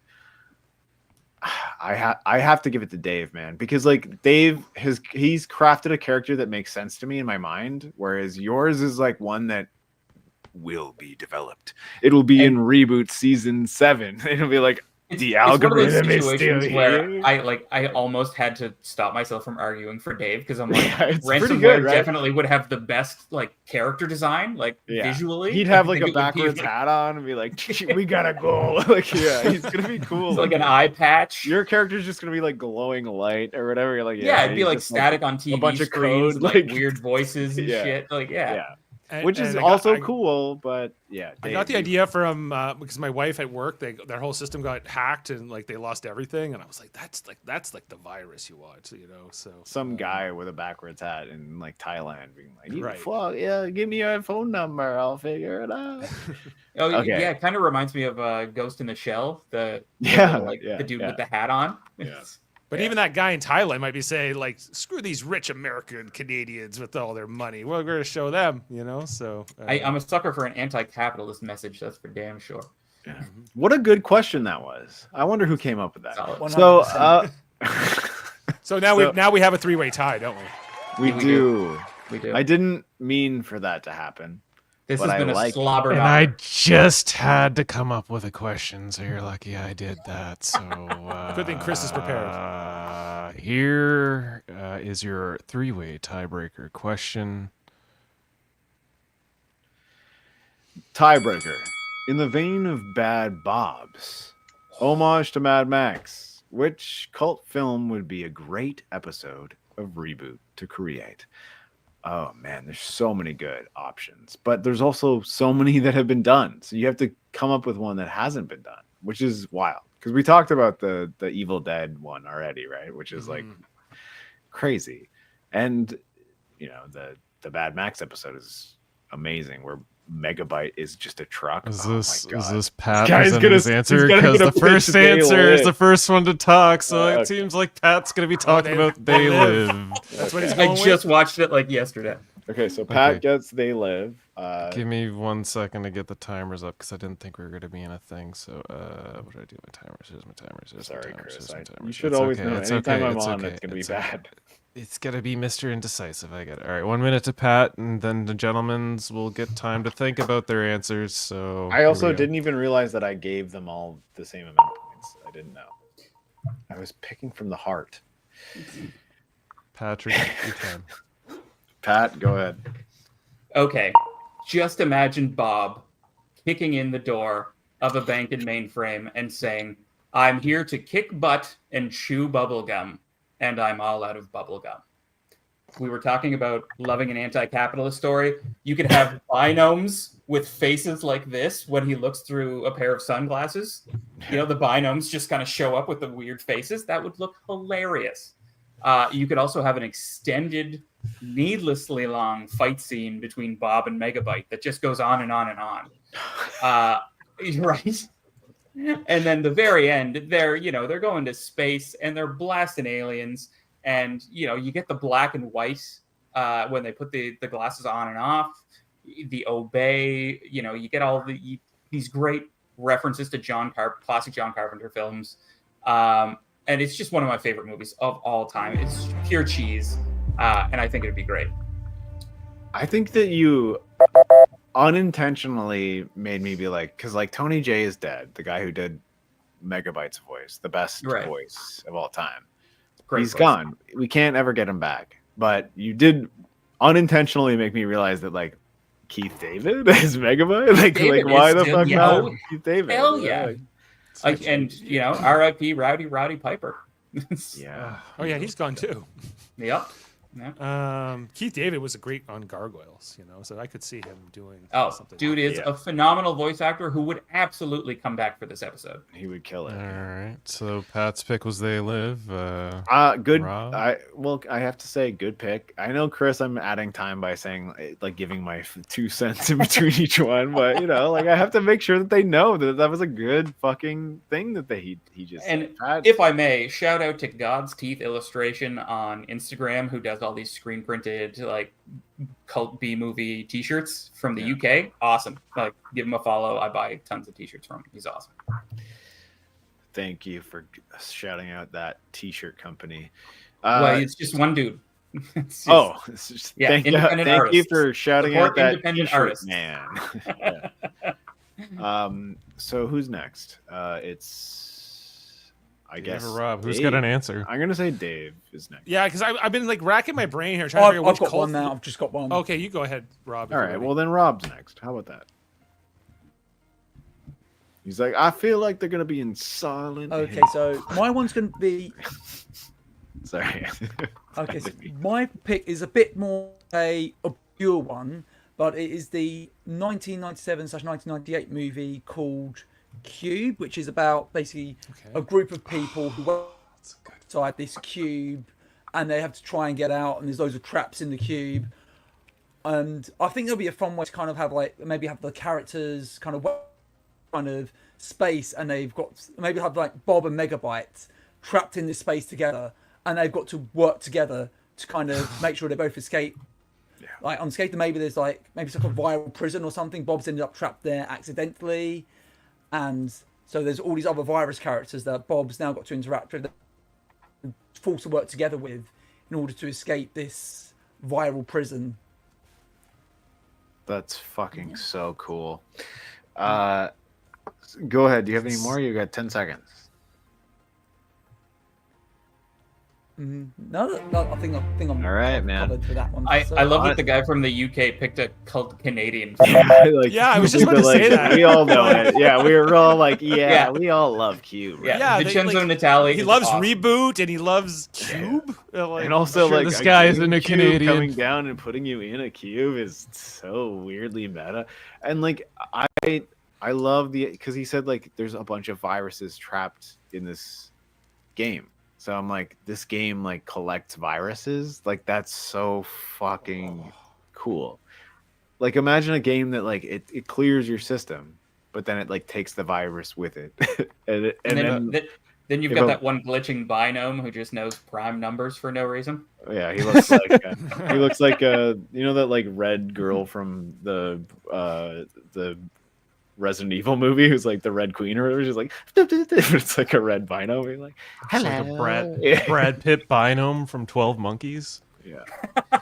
I've been really trying to like figure out which cult film I want to go with here because there's many options. And then I was like, Okay, so what I'm gonna ask you to do, Dave, turn around. Pick one. Pick one. Yeah, just pick one. I'm going with Short Circuit 2 from the 1980s. Then, Wow. where Johnny Five is alive. You know, Fung would make an amazing Johnny Five. Oh yeah. Right? If he rebooted into that, he would fit right into the character. He even talks similar to them. I think that Short Circuit 2. Of course, you got Oscar, who's trying to get to those jewels across the bank, right? And so they have to get in there and stop them, right, with the help of the New York City police. But then they're going to get trapped in a freezer with that whole section where they're going to have to figure out the tones and how to like help me Rhonda, help me Rhonda. And this pitch has already gone off the rails because It's pretty good though. It's just keep going. I was not totally planning to do Short Circuit 2 until 10 seconds ago or 30. Yeah. I guess it would be more like 40 seconds ago. But I think that Fung as Johnny Five just alone would make it a hilarious thing to go with, and so that's my. Okay. Can you, in just like one word or like 2 words or 3 words, just say what your original one was? I just want to know what your. I was original- thinking about Adventures in Babysitting. Oh. Just because I like the idea of Dot being, saying when they say "Don't fuck with the Lords of Hell," and she'd be like, "Don't fuck with with babies. Enzo and Andrea. Don't fuck with the Matrix family." Yeah. I mean, I think that what you picked was actually better than that. Okay, if good. that was your whole crux. I was thinking about that. I also thought about Masters of the Universe for some reason. That would have been kind of cool. But yeah. But that also feels like a game that could have dropped. Wait, that's the question. Well, that's the whole point, right? So maybe Yeah. Masters would have been a better choice because it could have been Yeah. more of a game. But All right. This is also a hard one, man. I love this. This is the best episode of Trivial Debates that I've ever been on, and I don't think that it's ever gonna get better than this. So, only So a you Babylon guys- 5 trivia debates will be better. listen, there's no internet cubes that fall in that Oh. show. Okay, so we're gonna. Oh, he already Okay, started the what I clock. want This to- guy No, loves no, starting no. the clock. Well, yeah, I mean, you love to ramble, so here's what we're gonna do because we are running well over time than I normally like with this show. What we're gonna do is you guys are gonna debate for 4 minutes. Who has the worst debate will be eliminated. So it's By who you? has the worst debate, not by me, Okay, by okay, you, okay. Steven. So whoever argues the worst, you're gonna be eliminated, and then we'll go on with the final two. So here we go. Okay, so In an in effort to this- speed things up, we're gonna add 4 minutes to the clock. you're like, I bow out. Yeah. Okay, so first things first, I want to say what I love about the references in Reboot is it never uses a reference as a crux, as in, like, what it focuses on is telling good stories, and it always has the pop culture reference as a backdrop to the stories. Like, obviously, like, Bad Bob is inspired by Mad Max, but it is a whole new story. It's like a reboot story. Like, Frame's energy's been corrupted. He's just got to drive in the Mad Max truck to get through that story. And of course, number 7 was a reference to The Prisoner, but it's like a deep delve into Matrix's psyche. I think we can create another like really great reboot story using the backdrop of a fucking fantastic movie of like Bob and Megabyte are in this cube that picks up, and there's all kinds of viruses in there, and they've got to smuggle their way through and find a way to escape together. And it's a way of kind of like having Bob and Megabyte forced to work together, as well as having like introducing loads of new memorable characters and slash like cannon fodder, because obviously this are not going to escape the cube and they're going to fall prey to its many traps. See, I think Rob- that would be difficult though, because it is a bottle episode. That entire film was actually shot in the same single set, so it was just one square room. That's all. What? Visually, I think it would be kind of boring. And it'd be hard to introduce all these other viruses and whatever, because they're just going from like square to square to square to square. Whereas with They Live, you would have all these opportunities for like visual gags. Like instead of obey, they would have reformat, or like instead of consume, they would have buffering. Keep buffering, or these funny little references, and the stylistic, color to black and white back and forth would be a little more visually interesting than just a bottle episode. You would be fun about Short Circuit I 2. don't think Reboot ever had a bottle episode. I'm trying to think. Hold of on, something we need that's to let Dave talk. the here. Let same him kind of talk. thing, but different. But I'll let Dave talk. I don't know if you've seen Short Circuit 2, Rob, but it's one of those films that is supposedly set in New York, but is clearly Toronto. And, and that whole like boat chase scene with Oscar across, I guess it's meant to be the Hudson in the movie, but it's clearly Lake Ontario, and they all but show the CN Tower. I think that could be fun to do in Reboot, just because them trying to make it not New York, but New York at the same time in terms of the aesthetics of the show would be like a fun nod from a Canadian creator. Fun fact about Reboot: the CN Tower is in Reboot multiple times. All right, go back to Rob. Rob, what were you saying? Like, with my idea, I think it's something that Reboot's not really done for. It's not done a bottle episode, really. So I'm thinking like some things like we've obviously for in. I think what we liked about like season 3 has a lot of kind of things that kind of plays with the format bit. Like we have a whole James Bond intro, for instance, and of course at number 7, you've got that whole weird dream sequence, existential crisis thing, and like a bottle episode, kind of like that with the backdrop of the movie. All right, think Rob's if you winning want, me I over, think, Pat. Do you have I anything? think create with a a memorable cult movie episode. though, you want to go with something that's like stylistically very stunning. I mean, with Short Circuit 2, I wouldn't even really call it a cult film. It's not like grindhousey, like, yeah, Johnny Five you'd recognize, but I don't think anyone would like be able to point out a frame of that film if you showed it to them. What about Oscar? You're right. That's like, I'd join a cult to not watch that film. With They Live, you've got iconic scenes. Like any frame of that film, I could just go, oh, that's absolutely They Live. And with Cube, it's like, yeah, it's all just the same room but different colors. So I have to stop the clock, but I also like that was one of those things where I thought I knew who I was going to vote for before it happened, and it completely turned around. It wasn't you, David. Just, I had a feeling. I was like, I should. And he was like, he's like, I should have put more CN Tower shots in my vision. I was like, no, I don't want to. Do I really want a video game made from Short Circuit 2? But so are you saying that Dave had the worst argument?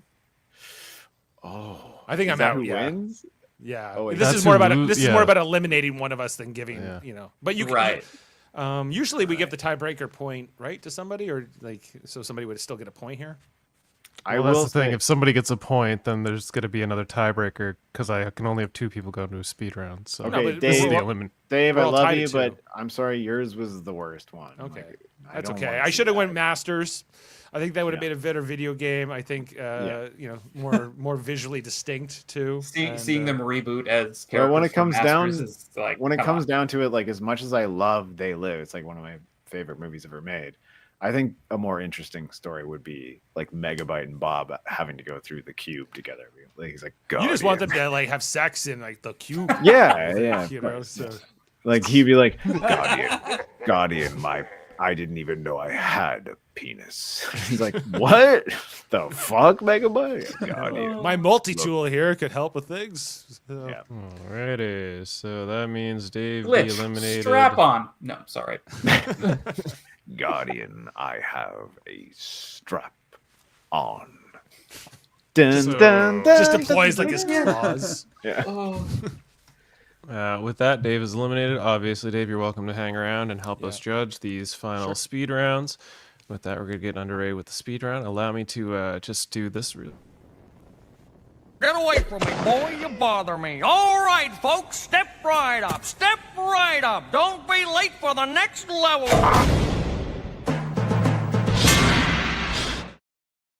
We should have been doing that the whole time. What a great episode. Why the fuck were you not like ding, ding, ding, ding, ding. Like what the heck? Like, I didn't have time to get audio clips. I had to put this all together like all morning because people didn't get me their answers sooner. Get away from me, boy! You bother me. You bother Get away from me, boy! You bother me. All right, yeah, so it's one of my favorite episodes. Speed round. I really wanted to find a clip of Mike the TV saying. Now it's time for the speed round. Oh, I told you I could do that, and I didn't do it. But what you should have got was 99, 99, 99, 99. 99. Also, the speed round questions are not in this email that you sent me, Chris. Just no, they're not. They're going to read them here on the screen, so I hope you're paying I have attention. to read on the screen. Oh, God, my eyes. Let's go. All right, Rob and Pat, you guys have made it to the speed round, the best round that you can get into. Oh, it's gone. I can't read it. Okay. Movies. Which reboot TV movie is better? Damon Rising or My Two Bobs? You have to Damon Rising. Okay, there you go. I was going to go with My Two Bobs. Yeah. Right. Well, there you go. Okay. You guys have, I think, a couple of seconds. 30-second openers, then 15-second rebuttals. All right. So tell me why Damon Rising is better, Rob. Okay, so Damon Rising, it feels like a reboot movie. Like the stakes are higher. We've got Dave, who is completely different from Megabyte and Hexadecimal. And we get and it just feels like a bigger plot. Like Damon's going to destroy the whole net. You're dealing with an entire net rather than just mainframe, which is all Reboot had dealt with up to that point. And of course, we get a lot of great stuff with Hexadecimal as well. Like she becomes a sprite and she fights her life to save Bob, and that's like the perfect ending for the character. All right, that was good, but I gotta tell you, little flimsy. Because like I know Reboot. You know that I know Reboot, right?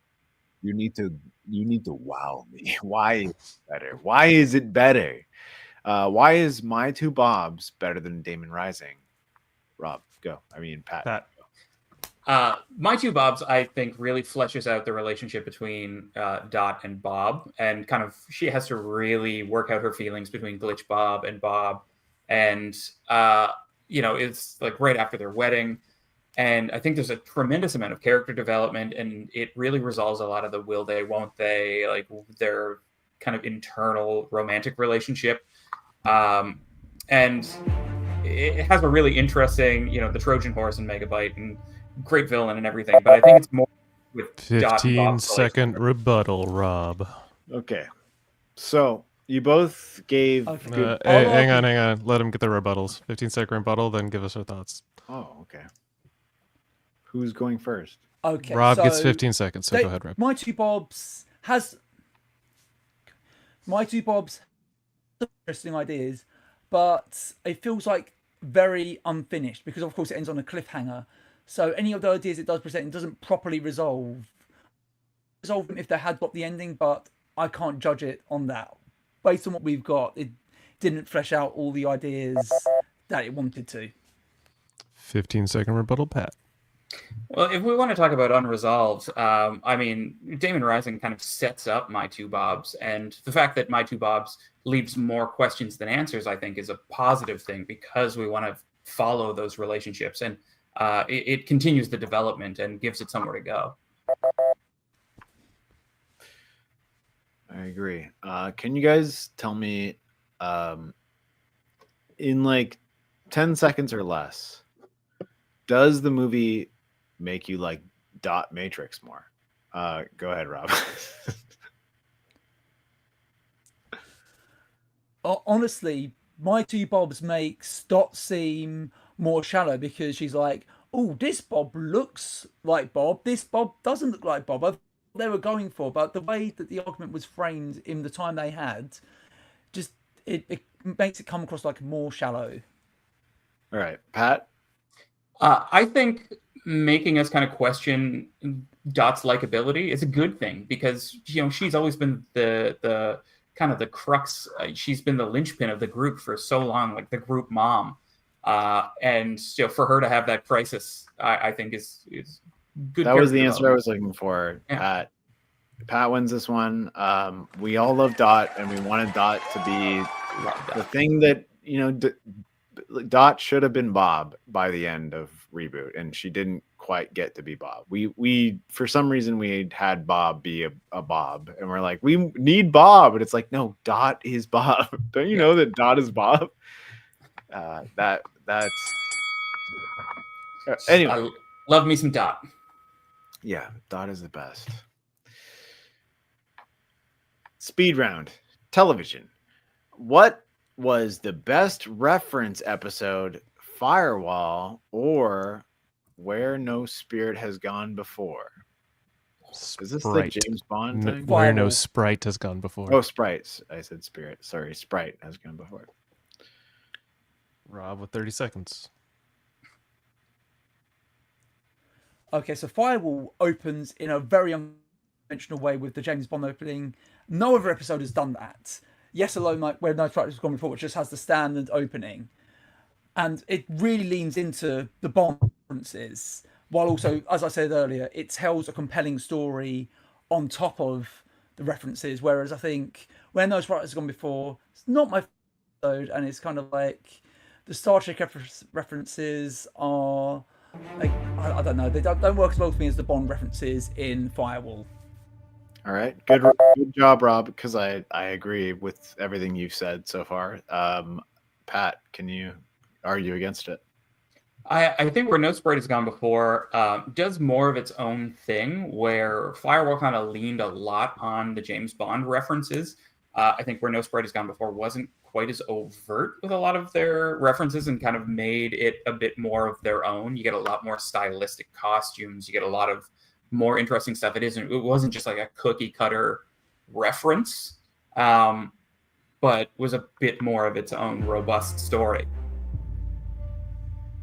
15-second rebuttal, Rob. Rob, go for it.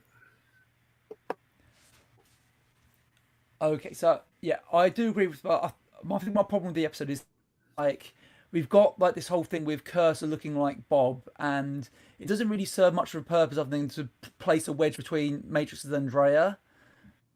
I think is the big crux of the episode for me. Oh my god, he's right. He's very right. So go ahead, go on. 15-second rebuttal. Pat. And yeah, like I'm not entirely sure I agree with that. But yeah, Firewall. Oh man, I'm kind of floundering on this one. I don't think I remember them quite so well. Oh, Is that the discussion? Is that it? yeah, I don't think I could answer Okay, that. No. Sorry, Pat. I have to give it to Rob because like he Yeah. knew what he was talking about. Got me with that last And- point. Yeah. Yeah, and I 100% agree. Where it's like he looks like Bob, and that's like it. All it does is awaken what you know about Matrix. Like you understand Matrix a little bit more after watching that episode. The other one, it's just James Bond references. Wait, were you arguing for that one? That was my point. Yeah. He argued for yours. Kind of but James he argued Bond it so hard that he got the point. Okay. Okay. So here we are. Speed round. Music. Who won? Okay, this is the one. Oh, can we get Dave? Can Dave come back in just for like a friendly bout? Like I kind of wanted Dave to be in this one too. Okay, we don't have to. We don't have to. I mean, yeah. Is that unheard of in trivial debate? That's very just too. We made the choices. Dave's gonna sit on the sideline. for All this. right, Dave. There's Yeah, only yeah, two yeah. people that can yell choose. things from the We all sidelines saw if you'd like. Dave get hit by that bus, but remember the music that was playing. Yep. So the guitar battle between Megabyte and Bob, who won? And also you can pick other people. Megabyte. Other people. Yeah. I mean, Megabyte. No, you have to pick different people. But yeah, No, I- Okay, yeah, sorry. Yeah, so Rob goes Rob, with go. Megabyte. Okay, so the battle itself, Megabyte he was doing a lot of the shredding. He was doing the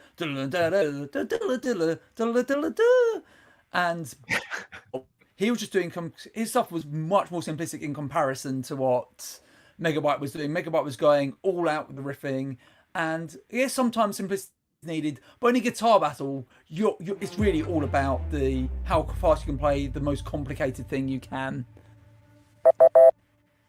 All right, Pat, can you beat that?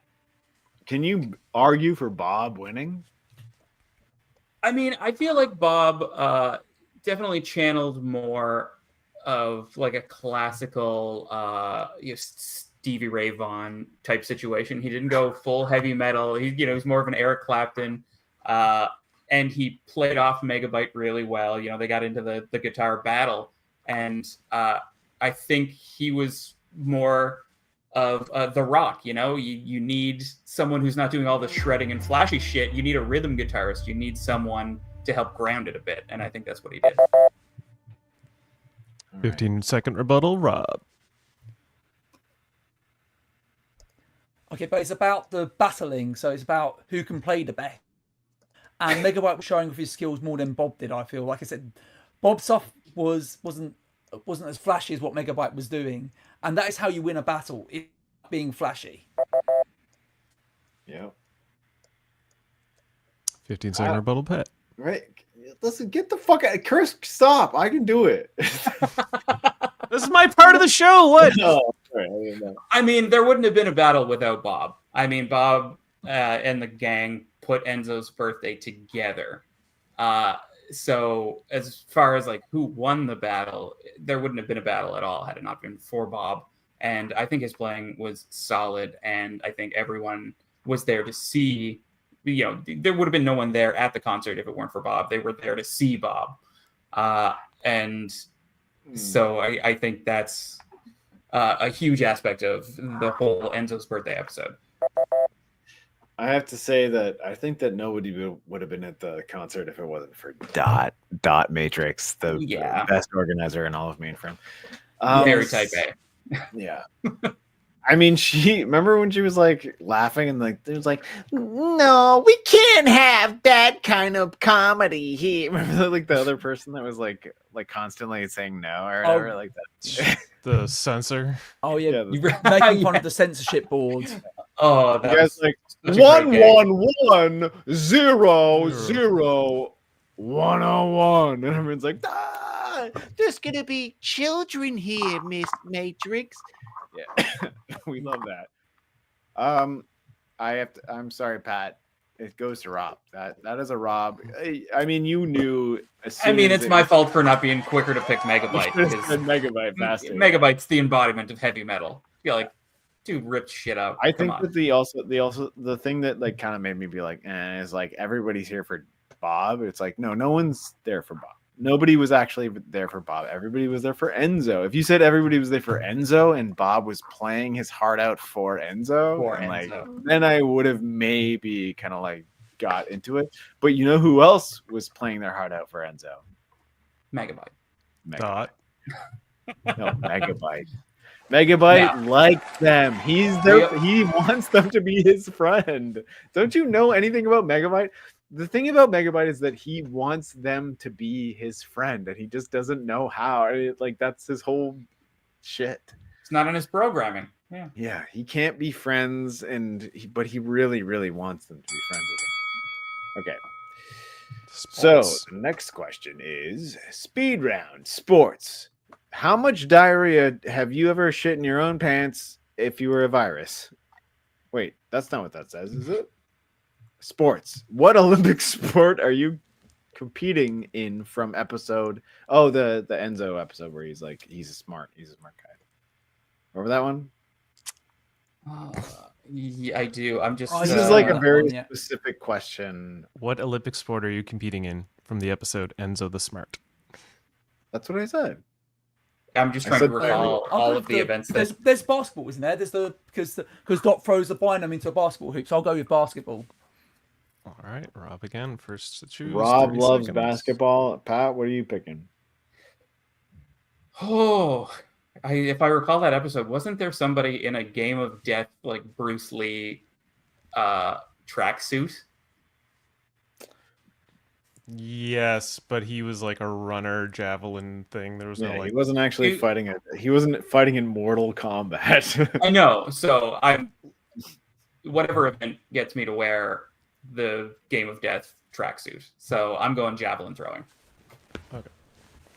Rob first. Rob, go. Okay, so I picked basket. So I went for basketball because it's one of the only sports I remember being competent at when I was in school. And I remember playing up. So I had a basketball hoop in my garden. So I think every now and again I practice it, and I can still throw the ball in the hoop. So I think basketball's probably the one I would have the best shot at in actually scoring some points. Maybe not winning, but definitely will score some points and hopefully contribute to a win. 30 seconds, Pat. I am going with javelin throwing or track and field simply because I'm not a huge fan of team sports. I don't want to rely on other people. I don't want to worry about them kind of tripping up and getting in the way. Also, the Game of Death suit is dope as hell. I have thrown javelins before in high school. I did see a guy get hit with a javelin once. That was wild. But yeah, because I would rather do an individual sport than a team sport. 15-second rebuttal, Rob. Okay, that is a good point about the individual sports, but at least with a team sport, you all work together. So if you're in together, you can all club together and ensure a victory. Whereas on your own, you're on your own. You've got no one to help you. 15-second rebuttal, Pat. Yeah, I come from a background of combat sports, and I don't necessarily want people to help me. I think working on a team is much harder than just being able to eye of the tiger, focus in and get it done and get in the zone. It's much harder to get into that flow state when you're dealing with other people. This is one of the like kind of like the dumbest questions I think I've ever had to judge. Like I don't like this is Well, stupid. somebody didn't give me a speed round question, so I had to Well, think of it last minute. So it's just like, what weapon would you kill each other with? This is like basically the question. Yeah, a sword is good. Also, a javelin, not good if someone with a sword is next to you, but javelin good against distance. So, like, I don't really know how to answer this. So, what I'm gonna ask you for is, do you? Okay, I have a dice. I have a dice here. Your javelin is chance again. Your javelin is going across the field.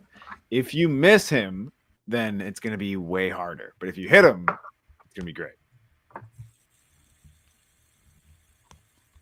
So is this javelin versus basketball? Yes.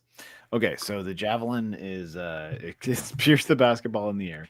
No, I just don't know how to answer this. Like I actually don't know how to answer this question. We could skip it and move on to the No. remaining two. Okay, fine. I think a sword would kill a basketball. If a basketball, like, what are you talking about? Come on, come on. What you just said is one of the most insanely idiotic things I have ever heard.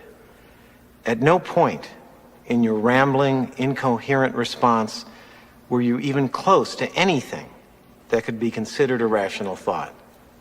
Everyone in this room is now dumber for having listened to it. I award you no points, and may God have mercy on your soul. That's on me. That one's on me. I don't know if you meant that about me or that. That was for me. That was meant for me. Okay. That was meant for me. I did that. That was my. Because bad. for a moment there, No. I was like, "Is he like? Oh my god, Pat!" No, I'm the Sorry, one sorry, that. I thought points. Pat was like shoving his phone in his pants. I'm like, Pat, we don't need to see that. It's getting weird. No, I just had to switch to auxiliary cam. All Okay. right, we're gonna move on to the next speed round. I will question, history. award a point to myself. Can you put a point to me? Yes, we can put a point to you. Okay. Okay, there we go. One Sorry, point for you. nobody gets a point for that round because that was dumb. Okay, Yes, I'm so sorry. it's okay. We didn't know it was you until you played that thing where you're like, I am the dumbest person who ever existed in all I of deserve time no and points. space or whatever. Yeah. All right, let's May move. God have mercy on our souls. What's the next one? History. History. Which 80s horror movie franchise would make you make into which horror movie franchise would you make into a game for Reboot? Nightmare on Halloween. Yeah. Nightmare on Elm Street. All right. Oh, Halloween for Pat. really? Pat goes first. That's who you guys are picking? All right. Oh, Nobody's it's gonna go Nightmare for on Elm Street or Scream? Halloween. No. Hold on. You said it first, so you get to go first. Yeah. Okay, well, I mean, just to keep in keeping with my absolute John Carpenter fandom, I think, having the relentless killer, the one who constantly, like, he only walks at a steady pace and is seemingly unstoppable. I think that makes for a better game, whereas Nightmare on Elm Street is going to be a little more abstract and a little more off the wall and weird and not quite a game. Whereas it's like, great, we've got a task and it's get away from this dude and he's going to keep walking towards us and he's unstoppable. Like, I love All right. Michael Myers. I think that's good, but can Rob make it great? Rob, tell us what you got.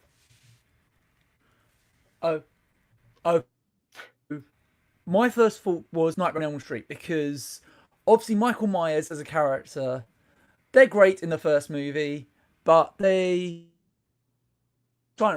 Reboot, the users, they sometimes expect like Ash from Evil Dead is groovy, whereas you could have a really fun Freddy Krueger kind of user who kind of keeps up and he says all catchphrases, and that's really keeping in spirit with the tone of Reboot more than I think Michael Myers would. I have to agree. I think that, like, Reboot really could adopt the idea of like a bitch, like the idea of bitch, but they make it like something else, being like bit, like they say something else. They could make Glitch. it something else. Yeah, glitch. Yeah, they could do something. Yeah, exactly. So 15-second rebuttal, Pat. Pat, You're on the low end here. The iconic theme song too. Dun, dun, dun, dun, dun, dun, dun, dun. Give it like a darker, kind of creepier tone. Set the pace a little slower. Because I think we haven't really seen a lot of games like that where it's more moody and more dark.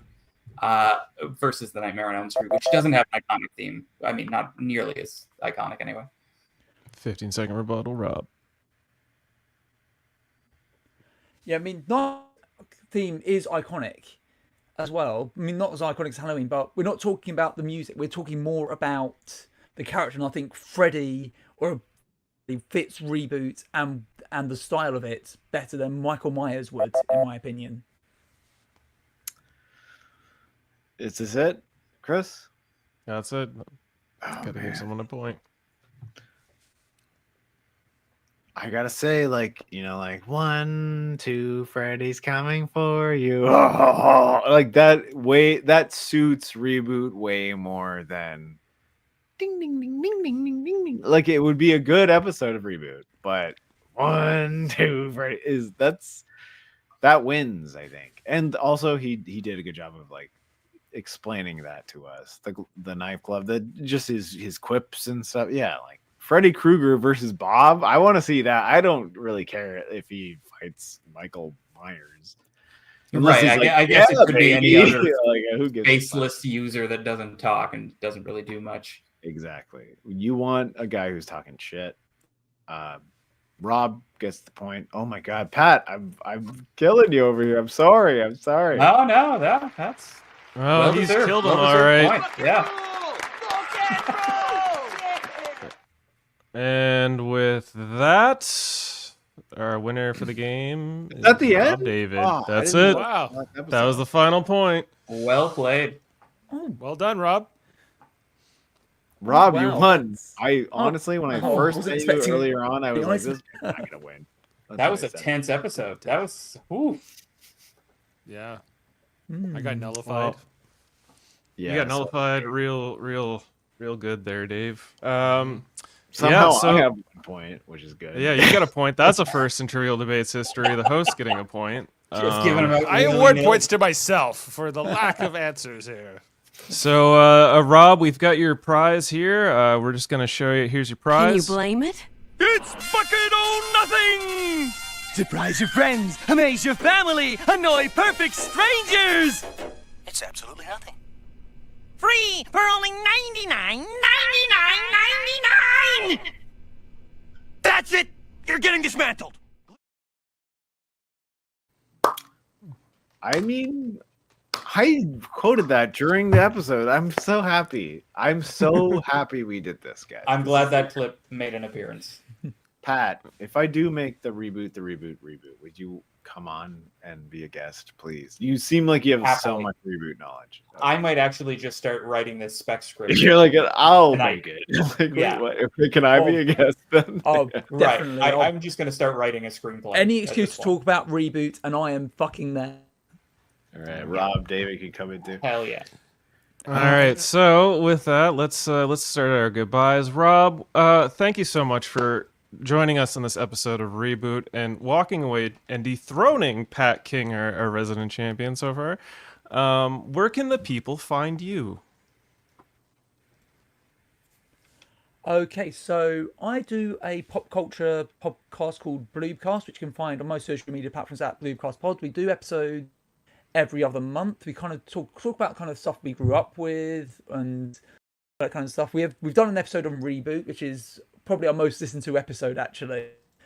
And yeah, also as well as that, I do some music. I'm not sure if there's much crossover with people listening who are into like hardcore emo kind of music, but if you look up the band, definitely find my music. We're currently recording our debut album. Beautiful. Thank you again for joining us and winning this awesome game. We're going to rotate to Pat. Pat, where can the people find you? As you can see, I stream on Twitch under the Eldritch Abbot. I've been developing that channel for the last month or so. Hopefully getting into a Final Fantasy VI remake playthrough soon, which I'm really excited Wow. for. That's Yeah, it's one of my favorite games of all time. Really excited for that. And just like thanks everybody. This was such a great episode and so many great discussions. And I'm actually now I'm just kind of hankering to talk more about Reboot. Let's do You're this like, again I want to soon. be like, Guardian, I need your help. Remember that episode where Megabyte's like, You gotta stop doing that Megabyte voice because I'm getting aroused. Is he here? Just Is Tony fully, here? fully aroused. And speaking of aroused, Dave Mater, can the people find you? Always. Yes, well, they can find me on Live Long and Podcast. Usually, right now we're doing reviews of the Orville. We're doing we're almost done the Orville, and we're about to move on to a show called For All Mankind, where we watch the episode and talk about it. We're also ongoing with our Star Trek The Next Generation reviews. We just did an interview yesterday with Sean Farrick from TrekCulture.com. That was a lot of fun. We're always pretty busy over on there. And I'm also on Super Mater Brothers podcast every Wednesday right now. We're covering episodes of Survivor. And we'll be starting up on Big Brother USA in the summer. So look out for those things. And thanks for putting up with me today, guys. it was so good, Dave. You did great. You got 2 points, man. That's a lot of points for Chris someone said, who's like, I'm doing a reboot themed episode. I was like, I'd like to be in there for that. And then, as I'm getting these questions, I'm like, I haven't seen this. These guys love Reboot. Yeah, So- these guys actually love Reboot, and I don't know. Yeah, but you brought it all back. I'm super excited about Reboot after this, and I'm gonna go see whatever I can on YouTube. Yeah, So. you're gonna Tubi the shit out of yourself. And the host with the most, Stephen Oh, Waters. it's Thank me, you. Steve-O. My name is Steve-O. Steve, Principal Office Waters, and I do a bunch of voice acting. That's what I do. That's why I sound the way I do when I say stuff. But I did make an episode on my Darth Theorist channel the other day, and people are throwing around the term genius. They're saying a masterpiece, and I'm like, oh, okay, well, geez. Anyway, maybe it is, maybe it isn't, but it's up for you to decide. But it feels good. Yeah, I just do a lot of voice stuff, so look me up. You'll find me everywhere.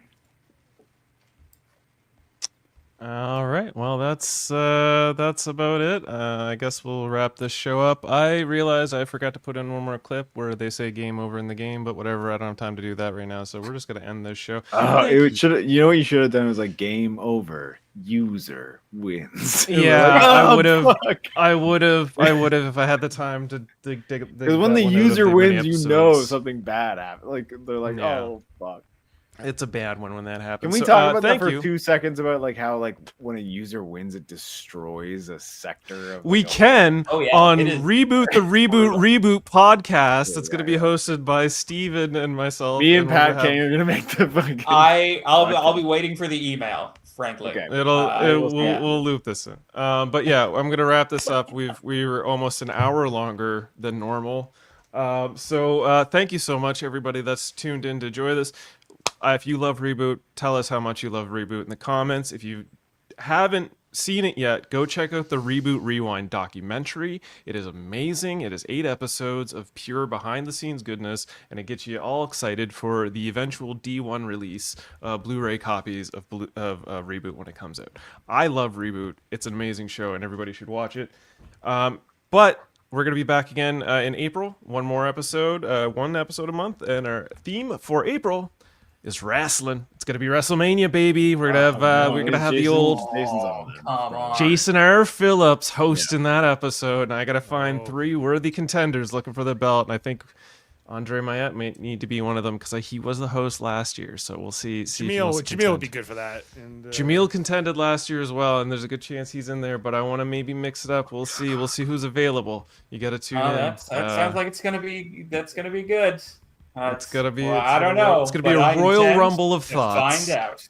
We'll find out. Until next time, thank you as always, and see you next episode.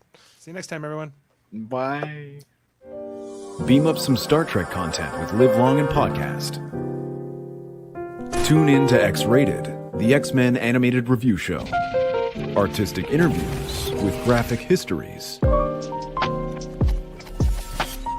A roundtable movie discussion with, hey, did you see this one? and movie reviews with Hold Up, a movie podcast. And while you're at it, spin a few records with Eamon on Track. Watch us duke it out on trivial debates. And let's chat about TV with the Super Mater Brothers. It's all here on the United Federation of Podcasts.